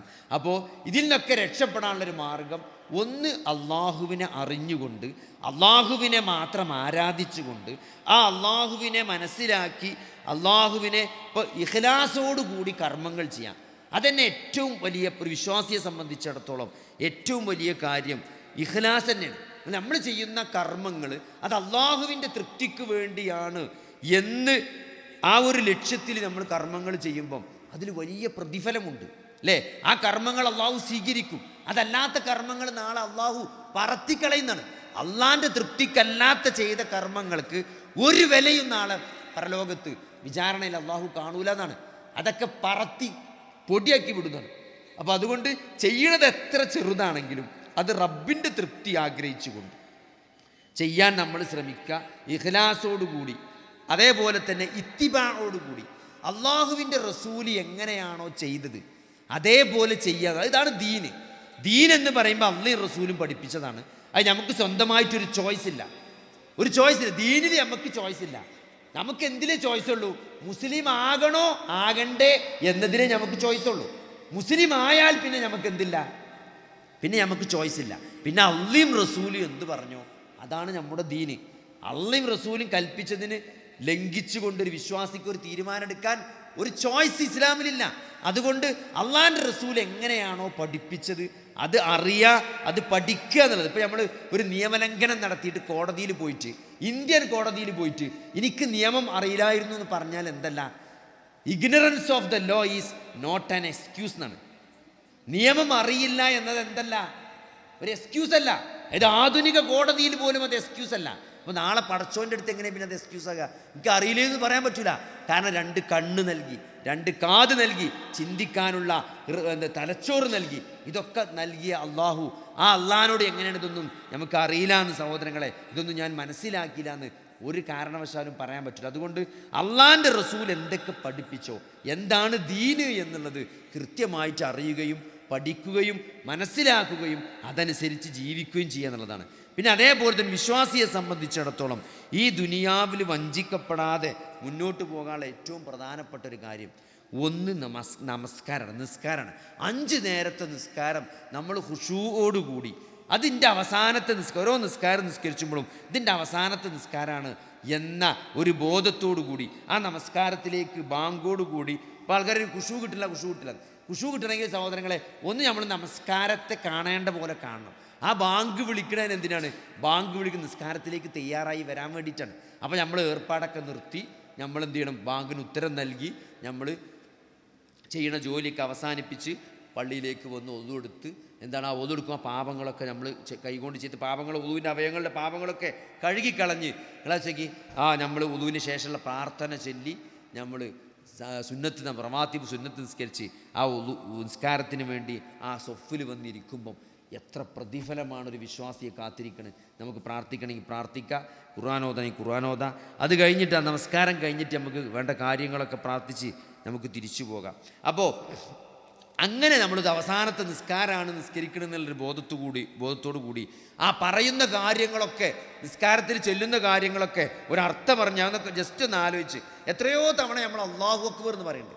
ഒരു നിസ്കാരത്തിൽ അല്ലാഹു അക്ബർ തന്നെ എത്രയോ നമ്മുടെ ഇവിടെ എഴുതിച്ചിരുന്നു, ഇപ്പോൾ കാണാനല്ല. എത്ര നമ്മളൊരു ദിവസം പറയണം, മിനിമം പറയേണ്ട അല്ലാഹു അക്ബർ അല്ലേ. ഒരു ബാങ്കിന് ഉത്തരം നൽകുമ്പോൾ അല്ലാഹു അക്ബർ, ബാങ്കിലുള്ള അല്ലാഹു അക്ബർ, അതിന് ശേഷം നമസ്കാരത്തിൽ അല്ലാഹു അക്ബർ, സുന്നത്തിലും ഫർദിലും അല്ലാഹു അക്ബർ, പിന്നെ നിസ്കാരം കഴിഞ്ഞാലുള്ള 33 അല്ലാഹു അക്ബർ. അങ്ങനെ അങ്ങോട്ട് എടുത്തു നോക്കി ഒരു ദിവസങ്ങൾ എത്ര അല്ലാഹു അക്ബർ പറയുന്നുണ്ട് അല്ലേ. ഞാനൊക്കെ പണ്ട് ഇംഗ്ലീഷ് ടീച്ചർ ക്ലാസ് എടുക്കുമ്പം റിയലി എന്നൊക്കെ പറയും. ഒരു റിയലി എന്നുള്ള വാക്ക് ഒരു 36 വട്ടമൊക്കെ പറയും. അപ്പോൾ നമ്മളിങ്ങനെ എഴുതിയേക്കും ടീച്ചർ ഓരോ റിയലി പറയുമ്പോഴും എത്ര റിയലി പറയുന്നുണ്ട്. ഇന്ന് 16 വട്ടം പറഞ്ഞു, ഇന്ന് 22 വട്ടം പറഞ്ഞു. അപ്പോൾ ഞാനും ചിലപ്പോൾ എൻ്റെ പ്രസംഗത്തിൽ ചില ആൾക്കാർ അയച്ചു നിങ്ങളെ വാക്കിൽ യഥാർത്ഥത്തിൽ നിന്നൊക്കെ ഇടക്കിടക്ക് പറയേണ്ടായിരുന്നു. അപ്പോൾ സത്യത്തിൽ അല്ലെങ്കിൽ യഥാർത്ഥത്തിൽ. അപ്പോൾ അങ്ങനെ ചില വാക്ക് നിരന്തരം പറയും. നിങ്ങൾ ഇത് അല്ലാഹു അക്ബർ എന്നുള്ളൊരു വാക്ക് നമ്മളൊരു ദിവസത്തിൽ നമ്മൾ വിചാരിക്കുന്നതിനേക്കാൾ കൂടുതൽ നമ്മൾ പറയുന്നുണ്ട്. അതിൽ ഒരു അല്ലാഹു അക്ബർ എങ്കിലും നമ്മൾ ആത്മാർത്ഥമായിട്ട് പറഞ്ഞണമെങ്കിൽ നമ്മൾ എവിടെ എത്തിയിട്ടുണ്ടാവും. അല്ലാഹു അക്ബർ എന്ന് പറഞ്ഞാൽ എന്താണ്? അള്ളാഹിൻ്റെ ഒരു വലിപ്പമല്ലല്ലോ സത്യത്തിൽ, അള്ളാഹുവിൻ്റെ ഒരു വലിപ്പത്തിൻ്റെ ഗാംഭീര്യം അല്ലല്ലോ അല്ലാഹു അക്ബർ എന്നുള്ളത്. എന്താണ് അല്ലാഹു അക്ബർ എന്ന് പറഞ്ഞാൽ? ഒരു നിലപാടാണ്. എന്തിനേക്കാൾ എൻ്റെ ജീവിതത്തിൽ എനിക്കേറ്റവും വലുത് എൻ്റെ പടച്ചോനാണ്. അത് എനിക്ക് സ്വന്തമായിട്ടൊരു അഭിപ്രായമില്ല.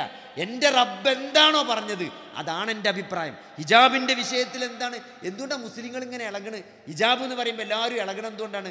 ഹിജാബിൻ്റെ വിഷയത്തിൽ നമുക്കൊരു ഇവിടെ ആര് ചാനൽ ചർച്ച നടത്തിയിട്ടോ അല്ലെങ്കിൽ ഭരണഘടനാ സമിതി കൂടി ആലോചിച്ചിട്ടോ തീരുമാനം പറയേണ്ട വിഷയമല്ല. ഹിജാബിൻ്റെ വിഷയത്തിലെ തീരുമാനം പ്രപഞ്ച സൃഷ്ടാവായ അല്ലാഹു അത് നേരത്തെ പ്രഖ്യാപിച്ചു കഴിഞ്ഞതാണ്. അതിലിഞ്ഞ് ചർച്ച നടത്താനൊന്നുമില്ല. അതൊക്കെ ചർച്ച നടന്നു കഴിഞ്ഞതാണ്, അതൊക്കെ പ്രഖ്യാപിച്ചതാണ്. അതിന് നടപ്പാക്കാൻ ആര് തയ്യാറുണ്ട്, അതാര് സ്വീകരിക്കാൻ തയ്യാറൊന്നുണ്ട് എന്നൊരു ചോദ്യം മാത്രമേ, അതിനുള്ളൊരു നിലപാട് മാത്രമേ ഇനി ബാക്കിയുള്ളൂ. അല്ലാതെ അതിലൊന്നും ഇനി ചർച്ചല്ല. അതുകൊണ്ട് സഹോദരങ്ങളെ, അതാണ് അല്ലാഹു അക്ബർ എന്ന് പറഞ്ഞാൽ. അള്ളയും റസൂലും പറഞ്ഞതാണ് എൻ്റെ ജീവിതത്തിലെ എൻ്റെ നിലപാട്. അത് ഈ ആധുനിക ജീവിതത്തിൽ ഈ ഏത് പ്രതിസന്ധിയിലും ആ നിലപാട് എടുത്തുകൊണ്ട് മുന്നോട്ട് പോകാൻ ആർക്കാണോ മാനസികമായി സാധിക്കുന്നത് അവനാണ് ജീവിതത്തിൽ വിജയിച്ചത്. യാ അയ്യുഹല്ലദീന ആമനു, അല്ലയോ സത്യവിശ്വാസികളെ, ഉദ്ഖുലൂ ഫിസ്സിൽമി കാഫ, നിങ്ങൾ മതത്തിൽ പൂർണ്ണമായി പ്രവേശിക്കണം അല്ലേ. നമുക്ക് തോന്നിയത് നമുക്ക് പറ്റിയതിനൊക്കെ നമ്മൾ ഇസ്ലാം എടുക്കുക, നമുക്ക് പറ്റാത്തതിനൊക്കെ നമ്മൾ ഇസ്ലാമിനെ പുറത്തു നിർത്തുക. അത് സഹോദരങ്ങളെ, അതല്ല ഒരു മുസ്ലിമിൻ്റെ നിലപാട്. അല്ലയോ സത്യവിശ്വാസികളെ, നിങ്ങൾ മതത്തിൽ പൂർണ്ണമായി പ്രവേശിക്കണം എന്നാണ്. അവിടെ അള്ളി റസൂൽ എന്തൊക്കെ പറഞ്ഞോ അതൊക്കെ നമ്മൾ ജീവിതത്തിൽ പ്രാവർത്തികമാക്കണം, അതൊക്കെ നമ്മൾ പാലിക്കണം. അവിടെ നമുക്ക് യാതൊരു ചോയ്സും ഇല്ല. അതുകൊണ്ട് കഴിയുന്നത്ര ഇവിടെ നമുക്ക് ജീവിക്കാൻ പറ്റില്ലെന്നാണ്. നാളെ മരിച്ചാൽ നേരത്ത് മലക്കുകൾ ചോദിക്കുന്നതാണ് നിങ്ങൾ എന്തുകൊണ്ട് വേറെ നാട്ടിലേക്ക് പുറപ്പെട്ടില്ല എന്ന് മലക്കുകൾ ചോദിക്കുന്നതാണ്. കാരണം ഇവിടെ ഞങ്ങൾക്ക് ജീവിക്കാൻ പറ്റില്ല എന്ന് മലക്കുകളോട് ആളുകൾ പറയുന്നതാണ്. ഇവിടെ ഞങ്ങൾക്ക് അതിന് സാഹചര്യം ഉണ്ടായിരുന്നില്ല എന്ന് മറുപടി പറയുന്ന ആളുകളോട് ഖുർആനിൽ മലക്കുകൾ ചോദിക്കുന്ന പറഞ്ഞത്, നിങ്ങൾ എന്തുകൊണ്ട് അല്ലാഹുവിൻ്റെ ഭൂമി വിശാലമായിരുന്നില്ലേ, നിങ്ങൾ എന്തുകൊണ്ട് വേറെ നാട്ടിലേക്ക് പോയില്ല എന്ന് ചോദിക്കുന്നതാണ്. അപ്പോൾ അത്രയും ഗൗരവമുള്ള വിഷയമാണ്. ദീൻ പ്രാക്ടീസ് ചെയ്യുക എന്നുള്ളത് എന്താണ്? അത് നമ്മൾ അടിയറവ് പറയേണ്ട ഒരു വിഷയമല്ല. അത് പറ്റൂലെങ്കിൽ പറ്റുന്ന സ്ഥലത്തേക്ക് പോയിക്കോളി എന്നാണ് അള്ളാഹുവിൻ്റെ കൽപ്പന. അതിന് സാഹചര്യം ഇല്ലെങ്കിൽ മാത്രമേ അവിടെ ഒരു ചർച്ച ഉള്ളൂ സഹോദരങ്ങളെ. അതുകൊണ്ട് നമ്മൾ വളരെ സീരിയസ് ആയിട്ട് ദീന് കാണുക എന്നുള്ളതാണ്. ജീവിതത്തിൽ ദീനിൻ്റെ കാര്യങ്ങൾ മുറുകെ പിടിക്കുക എന്നുള്ളതാണ്. അതിലേറ്റവും പ്രധാനപ്പെട്ടത് നമസ്കാരമാണ്. 5 നേരത്തെ നമസ്കാരം അത് നമ്മൾ ആത്മാർത്ഥമായിട്ട് ഖുശൂഅോടുകൂടെ ഫർളായി പള്ളിയിൽ വെച്ച് നമസ്കരിച്ചാൽ തന്നെ ജീവിതത്തിനൊരു ഓർഡറാവും. നമ്മളൊക്കെ 5 നേരത്തെ നിസ്കാരം കൃത്യമായി നിർവഹിക്കുന്ന ഒരാളെ സംബന്ധിച്ചിടത്തോളം അവരുടെ ജീവിതത്തിൽ നല്ലൊരു സ്ട്രക്ചർ ഉണ്ടാവും അല്ലേ. ഇപ്പോൾ നമ്മൾ ളുഹർ എവിടെ വെച്ചാൽ ലൂറിൻ്റെ പള്ളിക്കുണ്ടാവും. നമ്മളെ ജോലി ഇന്ന സ്ഥലത്താണെങ്കിൽ നമ്മൾ ലൂറിന് ഇന്ന സ്ഥലത്തുണ്ടാവും, സുബൈക്ക് വീട്ടിലുണ്ടാവും, മഗ്‌രിബിന് വീട്ടിലെ പള്ളിക്കുണ്ടാവും, ഇശാക്ക് ഇന്ന സ്ഥലത്തുണ്ടാവും അല്ലേ. എവിടെയാണ് നമ്മളിപ്പം ഒരാളെ പേഴ്സണാലിറ്റി എന്ന് പറഞ്ഞാൽ അതാണ്. മൂപ്പരെ കാണാം സുബൈക്ക് ആ പള്ളിക്ക് എന്നാൽ മതി. അല്ലെ മൂപ്പരെ കാണാൻ ദൂറിൻ്റെ ഇന്ന സ്ഥലത്ത് ചെന്നാൽ മതി. കാരണം മൂപ്പരുണ്ടോ ആ പള്ളിക്ക് ഉണ്ടാവും, ദൂറിന് ആ പള്ളി. അതാ നമ്മുടെ ഐഡൻറ്റിറ്റിയാണ്. അത് നമ്മളെ മക്കൾക്കും അങ്ങനെ. നമ്മളെ മക്കൾക്ക് ഒരു പള്ളി വേണം അല്ലേ? നമ്മളെ മക്കൾ പറഞ്ഞാൽ അത് ഒരു മുസ്ലിമിനെ സംബന്ധിച്ചിടത്തോളം ഒരു ഐഡൻറ്റിറ്റി ഉണ്ട്. ഏറ്റവും ഇമ്പോർട്ടൻ്റ് ഐഡൻറ്റിറ്റി പള്ളി തന്നെയാണ്. നമ്മളെവിടെ നിസ്കരിക്കാൻ ഉണ്ടാകുക എന്നുള്ളത് വളരെ പ്രധാനപ്പെട്ടത് തന്നെ. രണ്ടാമത്തെ എന്താ പറയുക, ഖുർആനുമായിട്ടുള്ള ബന്ധം. ഖുർആൻ അള്ളാഹു സുബ്ഹാനഹു വ തആല ആകാശ ലോകത്തിൽ നിന്ന് ഇറക്കിയ അള്ളാഹുവിൻ്റെ കലാമാണ് വിശുദ്ധ ഖുർആൻ. ആ ഖുർആനുമായിട്ട് നമുക്ക് എത്ര ബന്ധമുണ്ട്, ആ ഖുർആനിൻ്റെ എത്ര ആയത്തുകൾ നമ്മൾ കേട്ടിട്ടുണ്ട്, നമ്മൾ മനസ്സിലാക്കിയിട്ടുണ്ട്, അതനുസരിച്ച് നമ്മൾ ജീവിക്കാൻ ശ്രമിക്കുന്നുണ്ടോ എന്നുള്ളത് വളരെ പ്രധാനപ്പെട്ട കാര്യമാണ്. ഈ ദുനിയാവിൻ്റെ ഏത് പ്രതിസന്ധിയിലും ഏത് ചതിയിലും അകപ്പെടാതെ പോകാൻ പറ്റുന്ന മുന്നോട്ട് പോകുന്നൊരു വിഭാഗം എന്ന് പറഞ്ഞാൽ അള്ളാഹുവിൻ്റെ കക്ഷിയാണ്, ഹിസ്ബുള്ളാണ്. അള്ളാഹുവിൻ്റെ കക്ഷി ആരാണ്? അഹ്ലുൽ ഖുർആനാണ്. ഭൂമിയിൽ അള്ളാഹുവിന് ചില ആളുകളുണ്ട് എന്നാണ്. അതാരാണ്? അത് അഹ്ലുൽ ഖുർആനാണ്, ഖുർആൻ്റെ ആളുകളാണ്. ആ ഖുർആൻ അറിയുകയും പഠിക്കുകയും, ഖുർആൻ ഖൈറുക്കും മൻ തഅല്ലമൽ ഖുർആന വഅല്ലമഹു എന്നാണ്. നിങ്ങളിൽ ഏറ്റവും നല്ല ആളുകൾ എന്ന് പറഞ്ഞാൽ ആരാണ്? ഖുർആൻ പഠിക്കുകയും പഠിപ്പിക്കുകയും ചെയ്യുന്ന ആളുകളാണ്. അപ്പോൾ നമ്മൾ പഠിക്കും വേണം. നമ്മൾ എന്ത് ചെയ്യണം? നമുക്ക് താഴെയുള്ള ചെറിയ കുട്ടിയാക്കാണെങ്കിൽ കുട്ടിയാൾക്ക്, അല്ലെങ്കിൽ പേരക്കുട്ടിയാക്കാണെങ്കിൽ ഖുർആൻ നമുക്ക് ചാൻസ് കിട്ടാൻ പറ്റിയ സ്ഥലത്തൊക്കെ നമ്മളിപ്പോൾ ചെറിയ ഒരു കുട്ടിനെ നമുക്ക് കൈ കിട്ടുകയാണെങ്കിൽ ഒരു ചെറിയ സൂറത്ത് പഠിപ്പിച്ചുകൊണ്ട്, അല്ലെങ്കിൽ അത് ഓദിപ്പിച്ചൊരു പ്രോത്സാഹനം നൽകിയിട്ട് നമ്മൾ ഖുർആനിൻ്റെ ആളുകളായിട്ട് മാറാൻ, അതാണ് അഹ്ലുൽ ഖുർആൻ എന്ന് പറഞ്ഞത്. ആ ആളുകളായിട്ട് മാറാൻ നമുക്ക് സാധിക്കേണ്ടതുണ്ട്. ഖുർആനിനെ അങ്ങനെ ജീവിതത്തിൽ കാണാൻ അത്രയും ഷെയ്ഖുൽ ഇസ്ലാം ഇബ്നു തൈമിയ്യ റഹ്മത്തുള്ളാഹി മരിക്കാൻ സമയത്ത് പോലും അദ്ദേഹം ബാക്കി വെച്ചൊരു സങ്കടം എന്ന് പറഞ്ഞാൽ ഖുർആന് വേണ്ടി സമയം ചെലവഴിച്ചില്ലല്ലോ എന്നാണ്. നിങ്ങൾ ആലോചിച്ച്, ജയിലിൽ കിടന്നിട്ടാണ് അദ്ദേഹം ഏറ്റവും വലിയ മജ്മൂൽ ഫതാവ പോലുള്ള വലിയ ഗ്രന്ഥങ്ങൾ കാണാതെ എഴുതിയത്. ജയിലിൽ വെച്ചിട്ടാണ് അത്രയും വലിയ ഗ്രന്ഥങ്ങൾ. അത് ഷെയ്ഖുൽ ഇസ്ലാം ഇബ്നു തൈമിയ്യ എഴുതിയ ഗ്രന്ഥങ്ങൾ പോലും ഒരായുസ്സിൽ ഒരാൾക്ക് വായിച്ചു തീർക്കാൻ തന്നെ മെനക്കെടാണ്. അങ്ങനെ എഴുതിയ ഇബ്നു തൈമിയ്യ പോലും അവസാനം പറഞ്ഞെന്താണ്? എനിക്ക് ഖുർആന് വേണ്ടി സമയം കൊടുക്കാൻ കുറച്ചുകൂടി സമയം കൊടുക്കാമായിരുന്നു എന്നുള്ള ഒരു സങ്കടമാണ് അദ്ദേഹത്തിൻ്റെ ജീവിതത്തിൽ ബാക്കിയുണ്ടായത്. നിങ്ങൾ ആലോചിച്ച് നോക്കി. അപ്പോൾ നമ്മളൊക്കെ എത്ര സങ്കടപ്പെടണം ഖുർആൻ്റെ കാര്യത്തിൽ. അപ്പോൾ അതുകൊണ്ട് നാളെ പരലോകത്ത്, നാളെ സ്വർഗത്തിൽ പോലും, സ്വർഗത്തിലെ ദറജ പോലും തീരുമാനിക്കുക ഖുർആൻ്റെ അറിവനുസരിച്ചാണ്. ഓരോ ആയത്ത് ഓതിയാലും ആ ആയത്തിൻ്റെ അറിവിനും പരപ്പിനും അനുസരിച്ച് അവൻ്റെ ദറജ കൂടുന്നതാണ്, സ്വർഗത്തിലെ ദറജ പോലും കൂടുന്നതാണ്. അപ്പോഴും സങ്കടം തേക്കാരം, ഞാൻ ഖുർആൻ പഠിച്ചില്ലല്ലോ എന്നേക്കാരം സ്വർഗത്തിലും സങ്കടം. കാരണം ഒരായത്തുകൂടി നിങ്ങൾക്ക് തോന്നറിയെങ്കിൽ നിങ്ങളെ ദറജ ഒന്നും കൂടി കൂടും. അപ്പോൾ അത്രയും പ്രാധാന്യം. അതായത് നമ്മൾ ദുനിയാവിൽ കുറേ ആൾക്കാർ, ഇപ്പോൾ ഫലസ്തീനിൽ ഗാസയിലൊക്കെ ഒന്നായിട്ട് ആളുകൾ മരിക്കുമ്പം ഒറ്റ കബർ കുത്തിയിട്ടാണ് മറയ്യ. അതിൽ പോലും ആരെ ആദ്യം വെക്കണമെന്ന് തീരുമാനിക്കുക. ഖുർആൻ ഏറ്റവും കൂടുതൽ അറിവുള്ളത് ആർക്കാണ് ഖുർആൻ അറിവെന്നനുസരിച്ചാണ് മറയ്യ. ഒരു കുഴിക്ക് തോന ആൾക്കാരെ വെക്കുകയാണെങ്കിൽ അതിന് പോലുള്ള മാനദണ്ഡം ഖുർആനിൻ്റെ അറിവാണെന്നാണ്. ഇമാമ് നിൽക്കണതിനുള്ള മാനദണ്ഡം ഖുർആനിൻ്റെ അറിവാണെന്നാണ്. നാളെ സ്വർഗത്തിൽ ദറജ തീരുമാനിക്കപ്പെടുക ഖുർആനിലുള്ള അറിവാണെന്നാണ്. അപ്പോൾ അതുകൊണ്ട് സഹോദരങ്ങൾ, ഖുർആൻ അത്രയും പ്രാധാന്യമുണ്ട്. അതുകൊണ്ട് ഇന്ന് നമുക്ക് വളരെ സുഖമാണ്. ഖുർആൻ പഠിക്കാനുള്ള ആപ്പുകളും പഠനവേദികളും ഓഫ്ലൈനും ഓൺലൈനും എല്ലാ പള്ളിക്കലും ഖുർആൻ പഠനവേദികളുണ്ട്. ഓഫ്ലൈനുണ്ട്, ഓൺലൈനുണ്ട്. ഇതൊക്കെ ഏതെങ്കിലും മാർഗങ്ങൾ വെച്ചിട്ട് നമ്മൾ സലഫു സ്വാലിഹീങ്ങളായ ആളുകൾ ഖുർആൻ എങ്ങനെയാണോ മൻഹജ് അനുസരിച്ച് ആയത്തുകൾ പഠിപ്പിച്ചത് ആ രൂപത്തിൽ ഖുർആൻ പഠിക്കാനും മനസ്സിലാക്കാനും നമ്മൾ മുന്നോട്ട് വരണം. അള്ളാഹു സുബ്ഹാനഹു വ തആല ഈ ദീന് പഠിക്കാനും മനസ്സിലാക്കാനും അതനുസരിച്ച് ജീവിക്കാനും അള്ളാഹു നമുക്ക് തൗഫീക്ക് നൽകുമാറാകട്ടെ. നമ്മൾ എല്ലാ പ്രതിസന്ധികളിൽ നിന്നും അള്ളാഹു സുബ്ഹാനഹു വ തആല നമ്മളെ കാത്തുരക്ഷിക്കുമാറാകട്ടെ. റബ്ബനാ ആതിനാ ഫിദ്ദുനിയാ ഹസനതൻ വഫിൽ ആഖിറതി ഹസനതൻ വഖിനാ അദാബന്നാർ.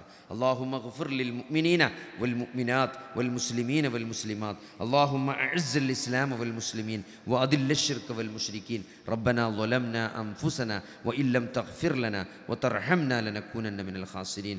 റബ്ബനാ ഹബ് ലനാ മിൻ അസ്വാജിനാ വദുരിയാതിനാ ഖുറത അയുൻ വജ്അൽനാ ലിൽ മുത്തഖീന ഇമാമാ. അല്ലാഹുമ്മ അഹ്യിനാ അലൽ കിതാബി والسنة وأمتنا مع الإيمان والتوبة توفنا مسلمين وألحقنا بالصالحين ربنا لا تزغ قلوبنا بعد إذ هديتنا وهب لنا من لدنك رحمة إنك أنت الوهاب اللهم يا مقلب القلوب ثبت قلوبنا على دينك اللهم يا مسرف القلوب صرف قلوبنا على طاعتك آمين آمين برحمتك يا أرحم الراحمين اللهم صل على محمد وعلى آل محمد والحمد لله رب العالمين.